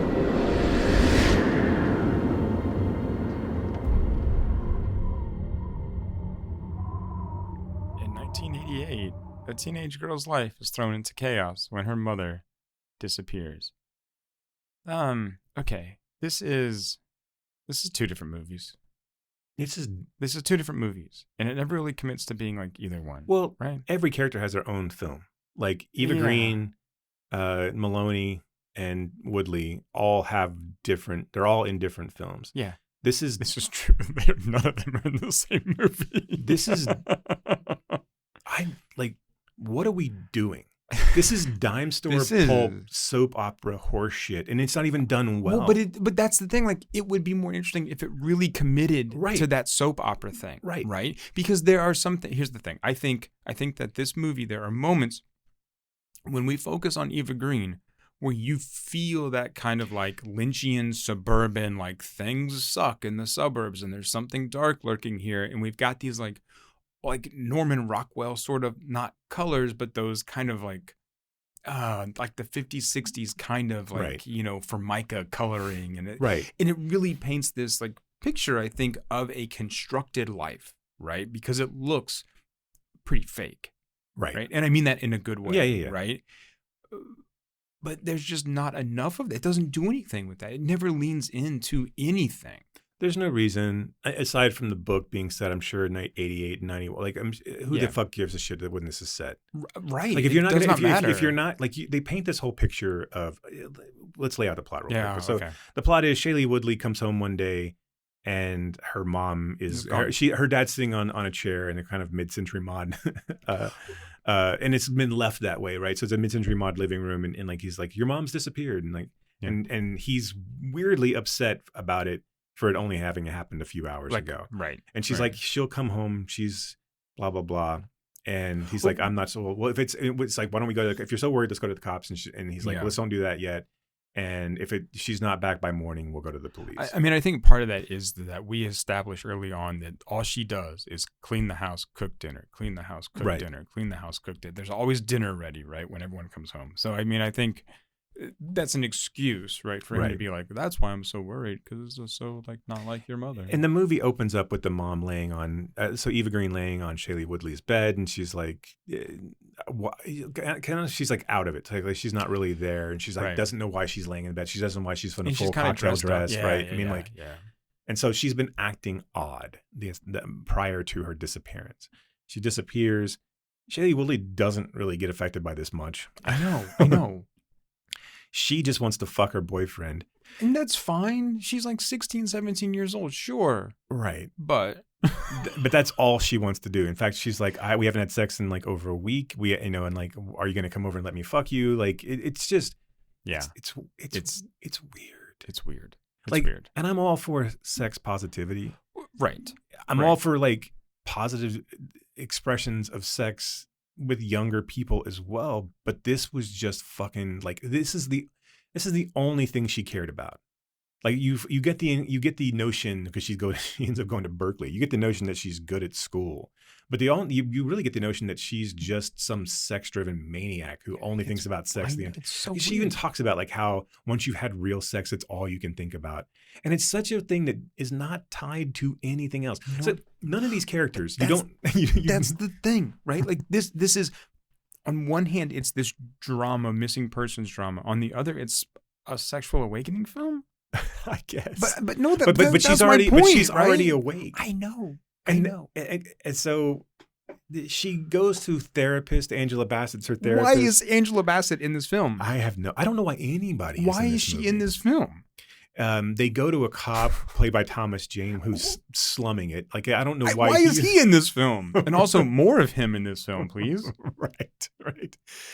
So they go to a cop, and then like nothing happens. We just go around and like everyone's acting weird, and like, but like, and like Shailene Woodley's like, why are you guys acting weird? My mom just disappeared, and I don't give a fuck about it. Like, because she was acting kind of like a bitch anyway. And like, I think she was jealous of my tits and ass. Like, I don't. So like, I think that she was. And then, but she has all these like the one movie where someone else is more naked than Eva Green. I know, right? but she has all these like ideas about her mom, like that. What was happening with her mom is that her mom, for some reason, got married to a man who was this milquetoast piece of S, and well, not even that. He was just. Did you say piece of S? Yes, piece of S. You didn't want to say shit. You've said fuck 3 times on this podcast today, and you don't want to say shit. Shit's my bugaboo word. All right, I don't know. Like you get. No, it's fine. It's fine. You're like, oh, I've cussed too much today. Right. I only have so many that I can use, and then I gotta stop. So she's married to this milquetoast motherfucker who like doesn't do anything. Like all he cares about is work and coming home and having dinner, having a clean home and dinner. And that she used to be this great beauty, she still was, but she's kind of like lost in this suburban. But she used to take pride in making her house as clean as possible, and now. And she was a receptionist and went to school and like. She had some kind of like wild past or something, right. But like none of that's ever. Or she was a model or some shit. I mean, like, but we don't see any of that shit, and none of it fucking matters, right? Like none of it matters, and like, and all of this is being told again through a God for fucking saken voice over. Look, man. he's never gonna come on the show now. No, I know he's not. Sorry. Like I know. I don't think he was gonna come on the show to begin with. Look, I mean, is it not okay that we are critical of certain? No, I think it is. Work, I think it is. I think it is. I was kidding, right? Because I thought the same thing. I'm like, why? Why another voiceover? I mean, I get it, right? This is based on a novel, and the novel is told from. But there's nothing. Kat is the character, but why, you don't have to do that every time. There's nothing deep in this. You don't have to do right. We would have gotten all of it. I mean, why was there a voiceover in Kaboom or Splendor? Like none of this. Like he starts it in Splendor, and then it gets just progressive. It never goes away. Like Mysterious Skin, it's quite as pervasive, but every other time, it's just like even in Smiley fucking Face, there's a voiceover. It's hers. I forget smiley face. You've already blocked it out. Yeah, that movie does not exist. Even though people like gave it good reviews, that movie does not exist. And so nothing happens. Like she talks to the therapist, like then she goes and fucks the detective because she thinks he's hot and her boyfriend's putting her off. He doesn't want to fuck her anymore. Like, and fine, good for you. Right. Yeah. And there's no other boys in high school besides her one gay friend and her other friend and who's a female. And so she has no one to fuck. She has no one to fuck, so she goes and fucks the cop. And like, god damn, that stupid fucking scene. You come over here to seduce me? Well, it worked. I know. I'm seduced. What the fuck? You know what's going to happen now? I'm going to stick my pee-pee in your pee-pee. Didn't actually say that, but I swear to God, if I had it, I would have been like, all right, well, whatever. It's fine. This is a stupid-ass movie. I know. What the fuck? What is going on? She calls the detective and is like, I've got information about my mom. And he's like, all right, well, I guess come over to my house and tell me the information. And so she goes over there in this mini skirt. Because that makes sense. Like, yeah. And then they end up having sex. He gives her a beer and they end up having sex. That's all it takes is one beer. Right. Don't drink, girls. So then she graduates and goes off to college. And we jump forward. Yes, from 88 to 91. And then so she's about to come home for for Thanksgiving. And she's in her bedroom with fucking where? Again, okay, she's in her bedroom with her friend. And it's like, hey, you should go tell that dumbass that you fucked back in Podunk, wherever you were from, that you're not going to fuck him anymore because you're fucking some college guy and he's smart and good looking. And then we cut to that scene where he's like trying to control her about what she wants to smoke or not. Yeah, and again, we don't see that guy ever again. And so that was a scene that was absolutely necessary to plot. We didn't need any of that scene. We didn't need any. All we needed to see her was coming home, right? Right. So 3 years later, she comes home. She comes home, and then everything starts to unravel. Right. Then the cop, she goes to fuck the cop and the cop's like, look, I think your dad killed your mom. Yeah. And then she goes to her old boyfriend. She's like, why didn't you fuck me anymore? Were you fucking my mom? Because I walked in on you doing other things with my mom and like you guys were being playful and what have you. And the movie completely sets up that he's fucking her. Like everything about this is like, oh, he sees her by the pool and call me Eva, not Mrs. whatever. And he's always shirtless. Not Eva. It wasn't Eva. What's her name? I can't forget her name. Eve. Okay, Eve. Well, I was close then. Did you? So I found, I read like a few pages of the book. Good for you. I can't imagine why. Well, I was curious, right? Right. I know the author's poetry. Okay. I don't know her fiction, but I saw that. So I read a few pages of the book. So her name is Eve, and they live in Garden Heights, Ohio. Some horseshit town, right? Doesn't really exist. Garden. What the fuck? Seriously? Why do that novel? Why? It's like in The Butterfly Effect when Ashton Kutcher's name is Even Trayborn, so Event Reborn. He was going to be named Chris Trayborn, but they changed it. God. Yeah, right. But yes. So they do everything possible to make you think that this guy is boning the mom. Right. Also in the book, he's like way more clean cut.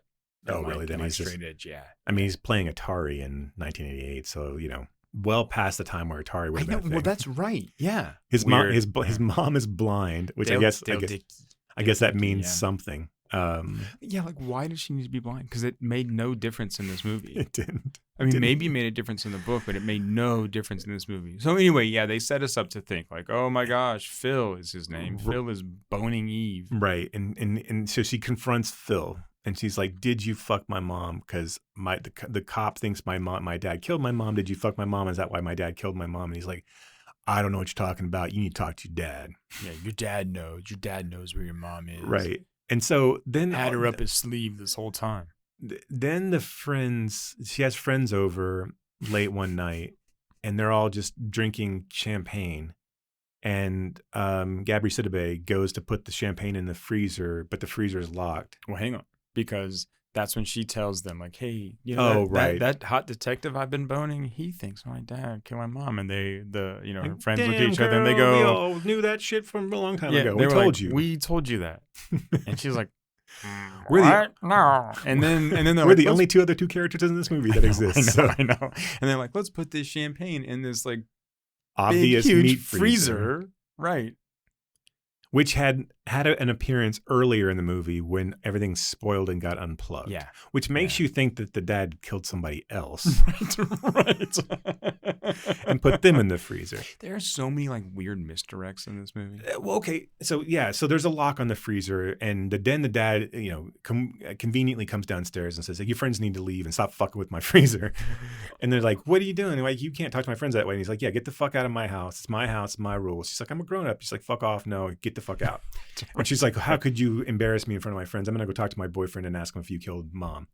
And like, and so they leave, and then she gets on and she's like, all right, but like, it's fine. Like she goes, so the next day she goes and she remembers that the combination on the lock, which from is his porn stash, fucking 36, 24, 36, which is stupid in and of itself. But yeah, she used to know it when it was a kid because the lock, the combination was on the back of the lock to his porn stash, which we see a scene of Maloney jerking off to Hustler, which is another misdirect. That's what I mean, right? Like, why are you showing him jerking off to heterosexual porn? Right. When obviously, spoiler alert, he's been gay and he's the one who's been fucking Phil the entire time. Yeah. And Eve walked in on them, and she starts to laugh at him, and he chokes her out in a moment of passion. Blah blah blah. We'll get to that in a second. So she goes and opens the freezer, and he's cleared out her mom. He took her out. And so now it's only just freezer burns, Stouffer's dinners and things like that inside the freezer. That's a lot of. Like, it's a lot for a guy who lives by himself. That was a lot of frozen dinners. And look, Christopher Maloney probably does not eat that stuff. No, he's even in this movie, he's a very fit man. He's a pretty fit guy, right? And so she's like, how could I have ever doubted my loving father? Like weird dad. He's a weird but loving dad who's like just upset that his wife is gone. And he's like, you know what? Just clean up the mess and we'll go to the airport and get you gone back to Berkeley. And so she does. She cleans up the mess. She puts the freezer stuff back in the freezer, closes it. They get to Berkeley. So they're like, yeah, we're good, right? I love you. You love me. Okay, well, I'm going to go back to college. That's the last I ever saw from my dad because he got drunk in a bar and admitted to killing my mom 3 weeks later. That's what the fucking movie does. Yep. Like like what? Mm-hmm. And then that's it. We don't. He hung himself in a jail cell. He hung himself in a jail cell, and now she's just at there's one that's way worse than killing her mom. Now she's got to go deal with like a home, and like she's in the middle of Berkeley. She's like, who's going to pay her tuition? Like all kinds of shit goes wrong in that scenario. This is a fucking horrible film. Like it's so bonkers. And what sucks about it is like Eva Green's performance actually is really good. Mm-hmm. Like she's in Revolutionary Road in this. Like I mean, like and right and like has an unhinged level. Like when she's laughing at Maloney when she finds him in bed with Phil. That's real, yeah. And like that, I don't know. And there's a moment like that scene is actually really good because like, I mean, one, you've never indicated at all that this guy is gay, right? Or is bisexual, or is interested in men at all, or why he would be interested in Phil. He's never interacted with Phil. All you've heard is that when they caught Phil and Woodley fucking, that he got really upset and thought he was going to kill him. But at no point did you ever figure that Phil stopped fucking Shailene Woodley because he was fucking his dad, right? Or ashamed about it, whatever. Like none of that. You only see him with the mom. And so like, whatever, fuck you. Like, and it's a weird thing to like then have this closeted homosexual go along with all these other like 50s male stereotypes and then like choke his wife out of shame. It's a weird turn for an Araki film for sure. Yeah. Like what are you actually trying to say? I mean, I don't think you're trying to say anything, to be honest. This is a film that is about nothing. It really, I mean, and even, I mean, you have to work really hard to sort of take a look at the, heteronormative depiction of masculinity in this film. Right. I mean, you have to really sort of like. You have to stretch. Yeah.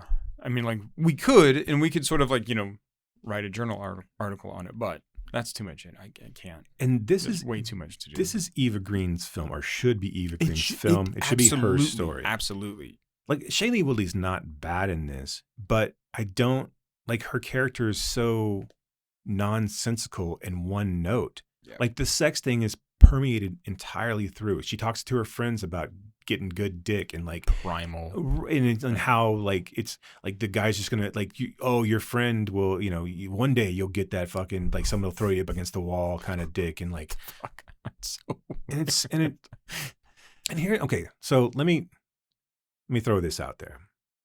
Shailene Woodley's 25 when this movie's made, but her character is 17. Mm-hmm. No other Araki film has this level of nudity. And I know Shailene Woodley is kind of a nut bar. I mean, just in general. Is she? I don't know. Yeah, I mean, like she's, I think her and Steinfeld are all kind of like, they're that generation of like, maybe it's just me. Maybe it's my old man thing, but she's with Aaron Rodgers and like, it's a whole like. Oh, that's right. Right. I mean, I think she's like. Olivia Munn was with Aaron Rodgers too. Yeah, I don't trust her either. Okay, no, that's fine. That makes sense. I'm worried about Mulaney. But. Really? But. Like, so, and what I mean by that, and this is all fine. Like what she's, that's probably a little unfair, but what she says is she's like, I'm going to sign on. If I'm going to do a sex scene, I'm going to be naked because I don't have sex in my bra and panties, which I think was a weird thing to say about this film. But like, okay, fine. You're 25 years old. That's fine. If you want to be naked, awesome. I applaud it. I encourage it. Let's have it. But your character's 17. And like no other Araki film really shows this level of nudity. And I'm like, why are we... This film doesn't need it. Like, why? Right. I mean, it really doesn't. Why? Yeah. Like, okay, maybe the first scene where she's looking at herself on her top and she's kind of comparing herself to her mom. Yeah. Maybe when it's a brief moment, but even then, like, you don't show her naked when she's 19 or 20. You only show her naked in the 7. And I know she's the same person. I know that time really hasn't passed. But you only show her naked when she's 17. That's kind of fucked up. It's weird. And it's weird that you just, like, you show it a lot. There's a whole sequence where she's on her back, when she's losing her virginity on her back, which is like, again, okay, whatever. There's a sequence in the pool. There's a sequence when she's standing in the shower. I mean, like, there's a lot of Shailene Woodley nudity in this. And I know that's probably not the only, I know it's not the only time she's been naked. But like, and on film, I know clearly, probably earlier today, I'm guessing at some point. Shaylee, if you want to call in and chime in, I mean, go right ahead. But I just feel like from a perspective of Araki's filmography, like why, like I don't think there's ways to depict playful, passionate. Yeah. Like you don't have her naked with Thomas Jane, which I think is a point. You do. Oh, that's right. You do. She takes off. She takes her top, and she's like, and then he's like fucking, really gross scene actually. Yeah. But why make it exploitative only for her? It's right. And again, this character is such a nothing character. Like I just don't understand. It seems out of tone, right, for what the film. Yeah, I mean, like maybe wants to be or should be.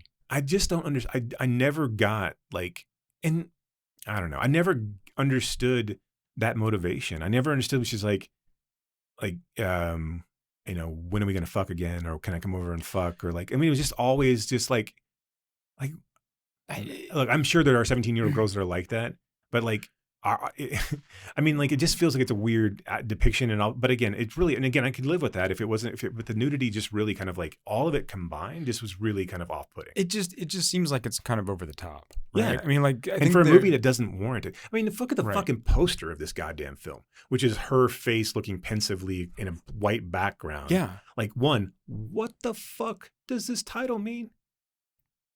White bird in the blizzard. I mean, I know that's her dream, that her mom is the white bird in the blizzard. What the fuck does that mean? I don't know. I mean, this is the dumbest fucking movie. I made a painting once of a white cow in a snowstorm.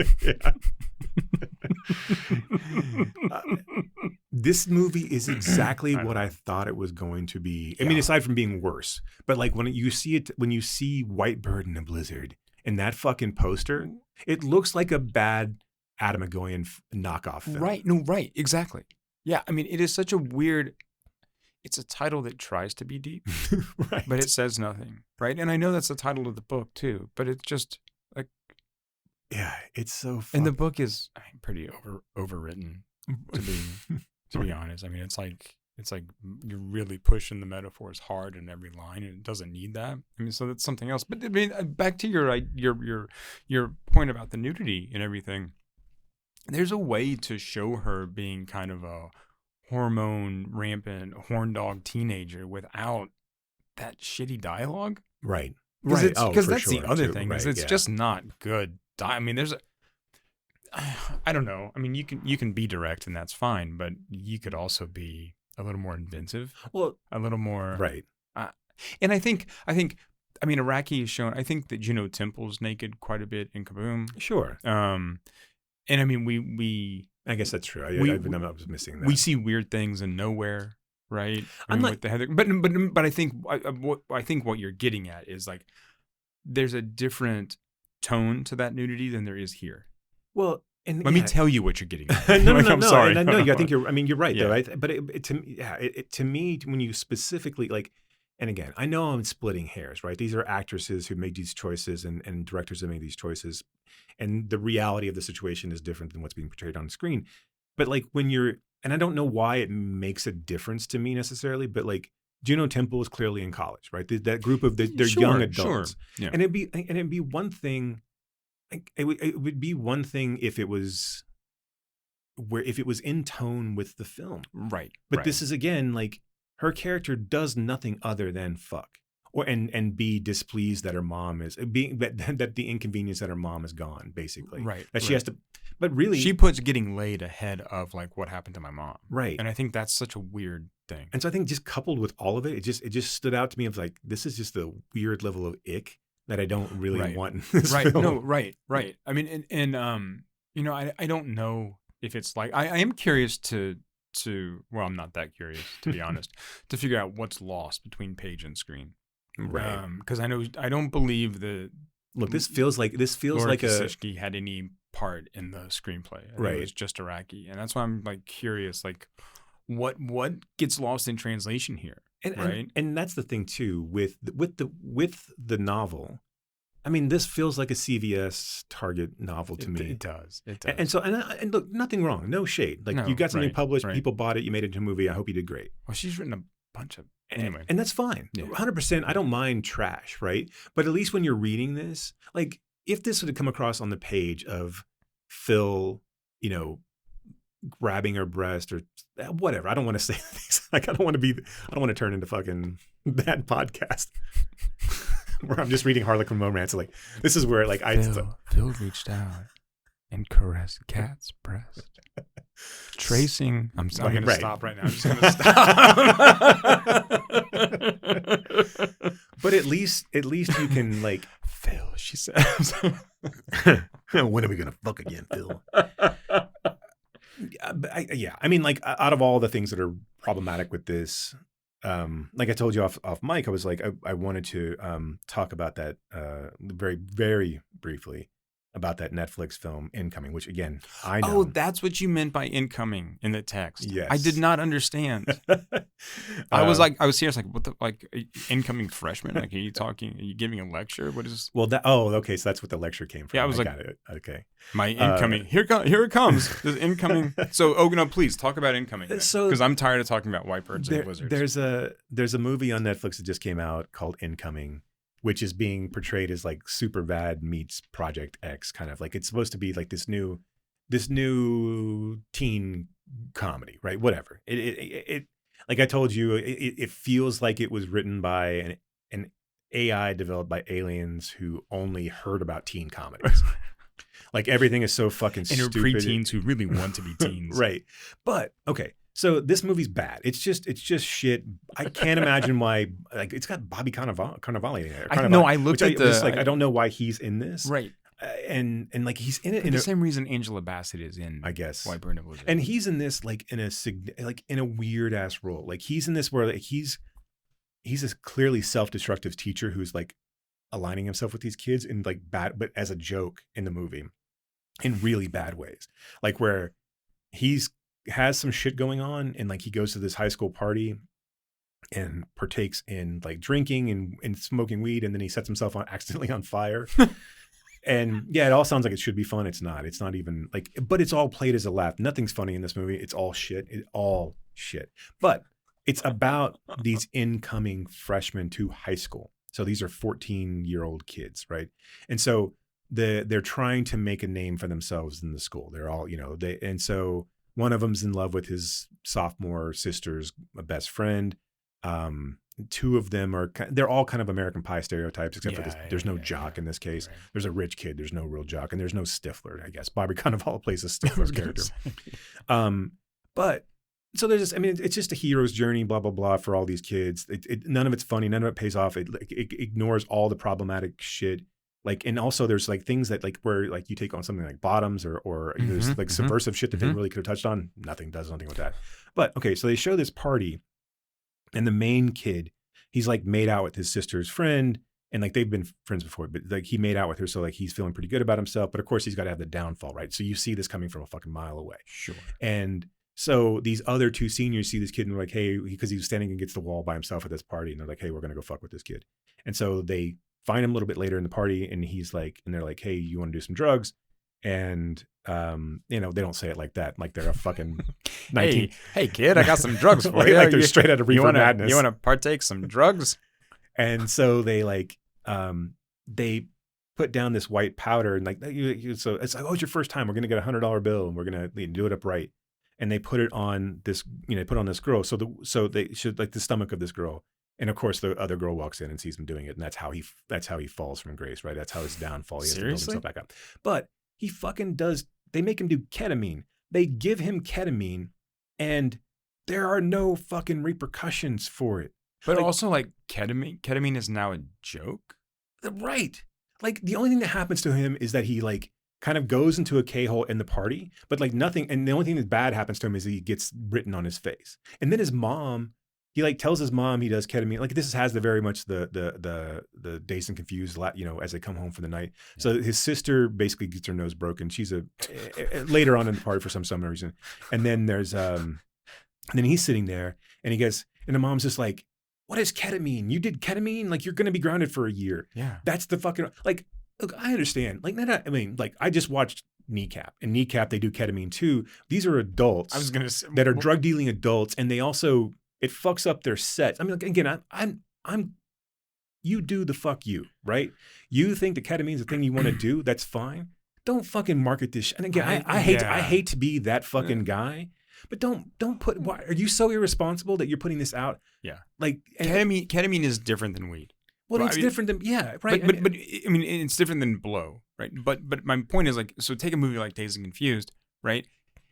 Okay, this is I'm not saying like any drug is harmless, right? I mean, fucking clearly, I'm like however long, like in recovery, right? I mean, so right.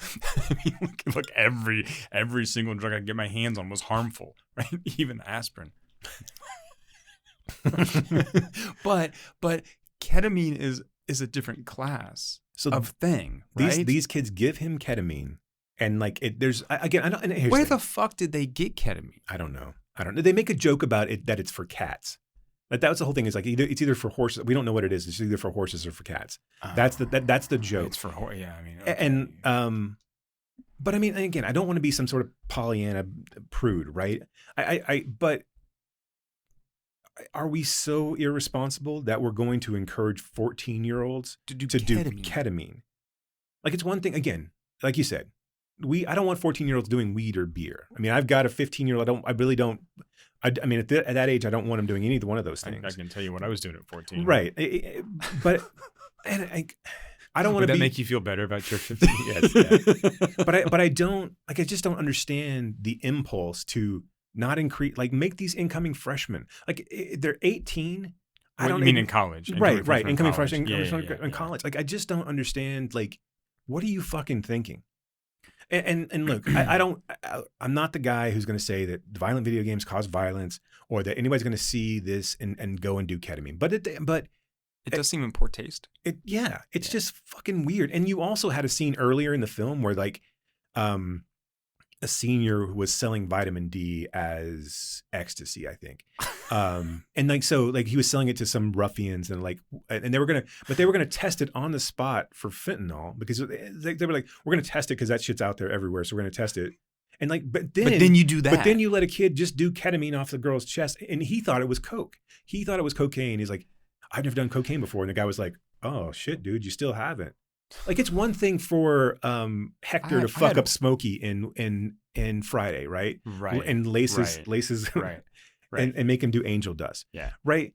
But yeah, because Smokey's a pothead, right? I mean, like this is a kid. This is a kid who's going to he's in his very first week of high school, and he's doing ketamine. I mean, giving him like Like Larry Clark's not this fucking irresponsible. I was gonna say, right? Give him a shot. I mean, make him like do shots. Do something that's not.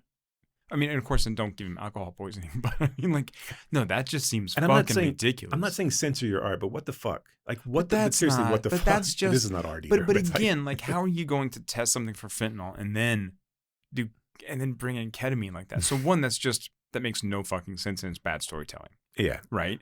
Yeah. But then two, fucking ketamine, really? It was just weird to me, and it just stood out. I was just like, and the Bobby Cannavale's character, like, he gets filmed, and at the post credit sequences, the principal calls him and is like, we're gonna have to fire you, right? And he's like, yep, I'm out, and then he just leaves, which is kind of a funny bit, but like it doesn't really pay off. I don't know, like no, because it doesn't. Yeah. Going back to White Bird in a Blizzard, what movie was Sidibe in? Because I have no idea. She was like, and had she acted before? Did she forget how to act? Was she on ketamine? I think so. Because like all of her line reads were like she had not ever heard those words before. I know. Like she was so bad. But I feel like, but also like any moments those three were together just were awful acting. All three of them. Yeah. All three of them. Yeah. Right. Yeah. I mean, like this felt like a PSA. Like right. No, it felt like an after school like special. The three of them sitting there, and like it's like none of them could read lines in a way that wasn't like they were just looking at the paper for the first time reading it. Well, and we go back to how Araki, which is what my voice to text said about Gregg Araki. That made me laugh. Yeah. But we go back to writing females, right? I mean, like in the dialogue that like again, what. I know that there's probably some teenage girl that's been like, hey, can I come over and fuck you? Or when are we going to fuck again? But I mean, like, I don't know. Like, it's just not like, not to say that there's certain rules you have to follow, but like, if you want me to believe that Shailene Woodley's a teenage girl who's like, right. The point is it lands false. Right. Set it up first, right? Yeah. Give me something. Like, here's the thing. Like in Heathers, you've established the characters for me. I understand that that's how they're going to speak. Yeah. Like Shailene Woodley, the first thing she says is like, when are we going to fuck again? And you're like, what? Right. Right. It rings false. It lands bad on my ear. Right. I mean, and that's the bigger point. Okay. So this or smiley face? As the worst one. As the worst one, smiley face. I mean, look, I cannot get over that fucking film. At least this one I can be like, Eva Green. Well, I guess that's true. Right. You can still go back to Eva Green. Right. What a wasted performance in a shitty fucking film. No kidding. I mean, she was in the right version of this film, but no one else was. Not even Araki. Well, and I hope that I have not had a chance to see the series yet, and I hope that what he's doing next, like, has gotten him back to a place where he can make original stories and. Look, I'm sure that he wanted to do this. I'd be interested to know how he got attached to this and like how this happened. And look, I mean, maybe this is the filmmaker that he is at this point, and that's perfectly fine. He's done amazing work to this point. I mean, like, fine. Yeah. So I mean, really, his best work is not adaptations of others, right? Except for Mysterious Skin. I think Mysterious Skin is the kind of outlier there, and I wonder if that's because the novelist had, I think, a fair amount of input into the screenplay, right? But these other things are just not. Someone else wrote Smiley Face, right? This is based on a novel that he then adapted, and it just doesn't work. Yeah. It just doesn't work. I mean, I'm not even sure like what he was going for, because like I said, these are like two different movies or multiple different movies that they just don't come together. Yeah, all of his instincts and all of the things that were strong points for him previously have just kind of gone out the window. And I think, going back, I think the most disappointing thing to me is having Maloney's character be gay. I do feel like that's such a rug pull and such an insult. Yeah. Because you like you said, by the time we're in 88, 91, right? And like there's some vague mention, not vague, but there's some like light mention about how the gay kid couldn't have sex because he's got to worry about AIDS, that whole thing. Right.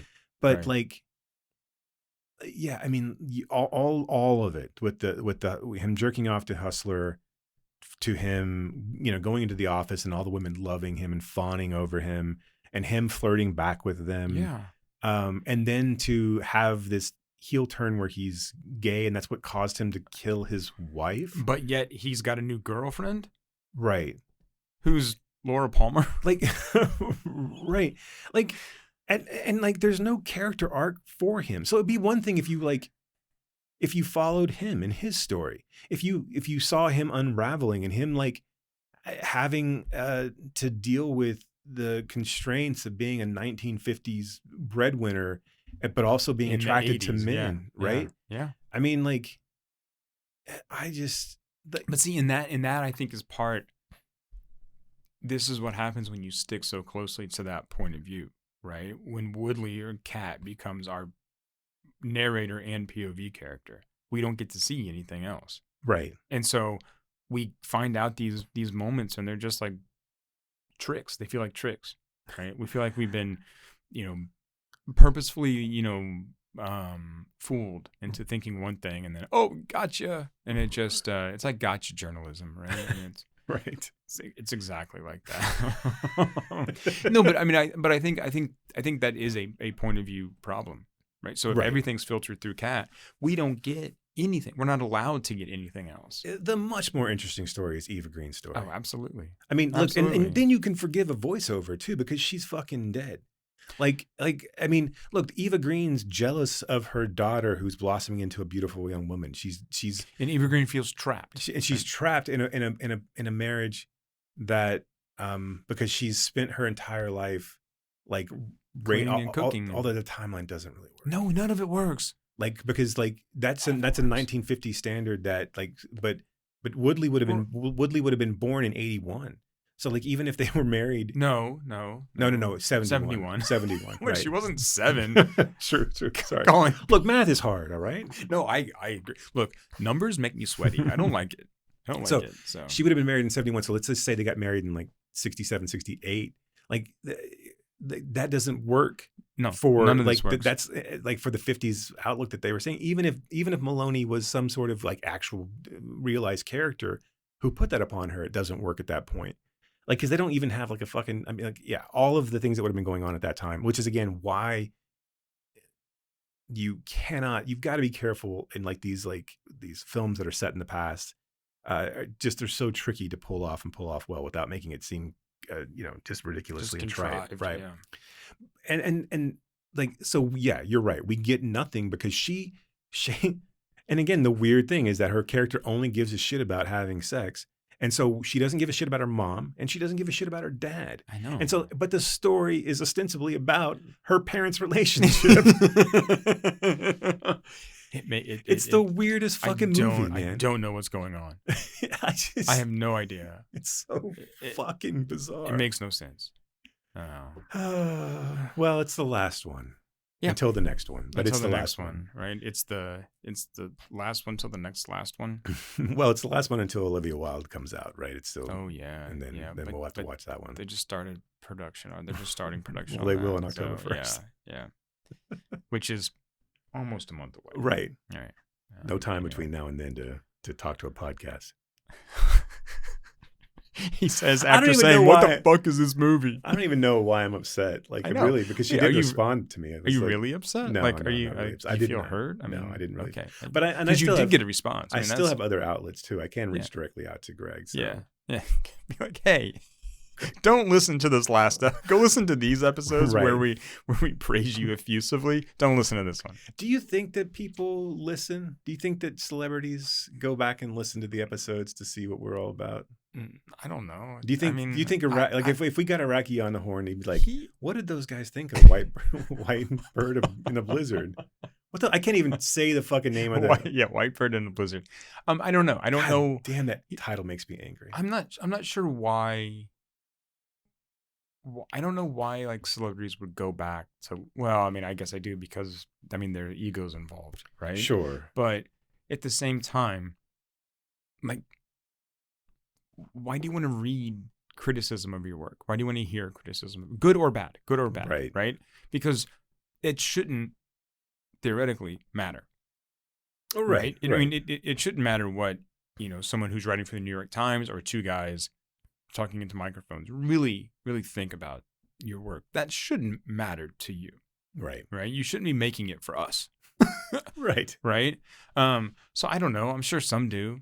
I mean, I'm sure that Paul Schrader has listened to all of our episodes. I need to reach out to that motherfucker and get him on a horn. Yeah, soon. Yeah. The clock is ticking. Right. Like, I don't think David Gordon Green gives a shit that we were like, that's it. We're going to quit. We're going to stop this series right now.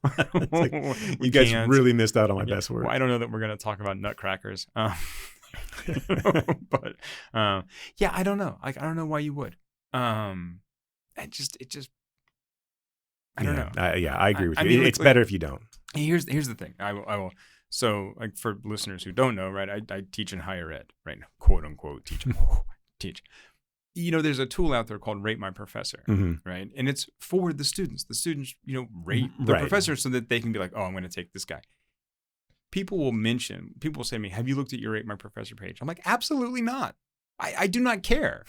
I don't care. Right? If you guys find it helpful, wonderful. I don't care. Because here's the thing. I know what I do well and what I do bad, right? Or what I do poorly. I know what I need to work on. I don't need... I'm not gonna, but I know what it is. Exactly, right? Look, knowing is half the battle, right? But I would imagine it's the same, or it should be the same, right, for these people.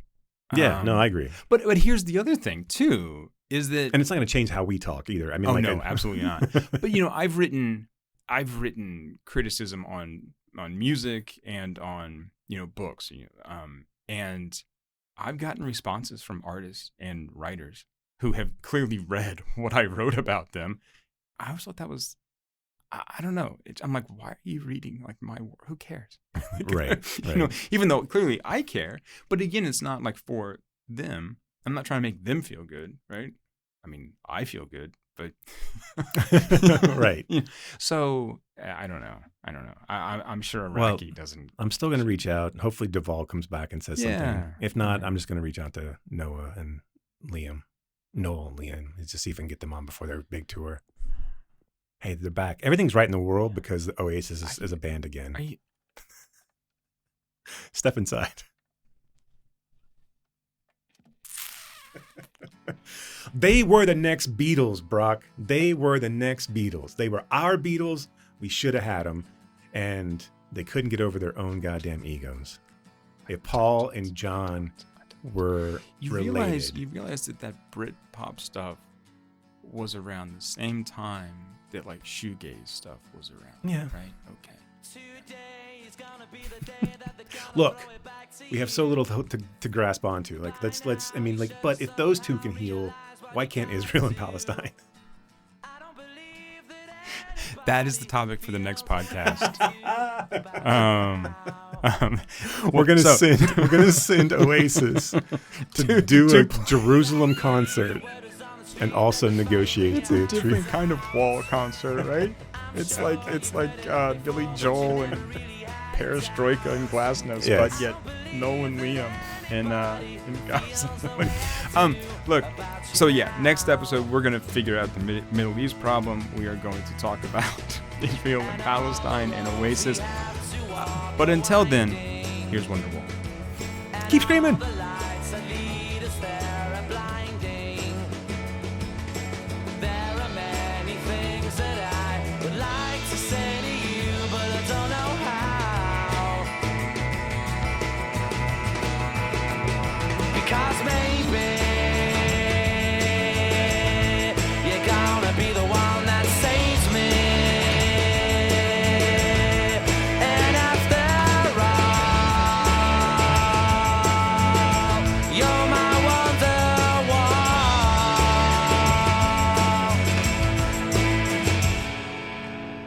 You have been listening to Why Does the Wilhelm Scream with your hosts, Brock and Jason. If you liked today's episode, do us a favor and rate, review, and subscribe in whatever application you use to consume podcasts these days. You can reach us by visiting whydoesthewilhelmscream.com. If you are in the DFW area, we would love to see you at a Fort Worth Film Club event. You can learn more about those and find a full schedule at fortworthfilmclub.com. And you can learn about my foundation and how we are trying to foster the next generation of film lovers at realhousefoundation.org. That's REEL housefoundation.org. Till next time,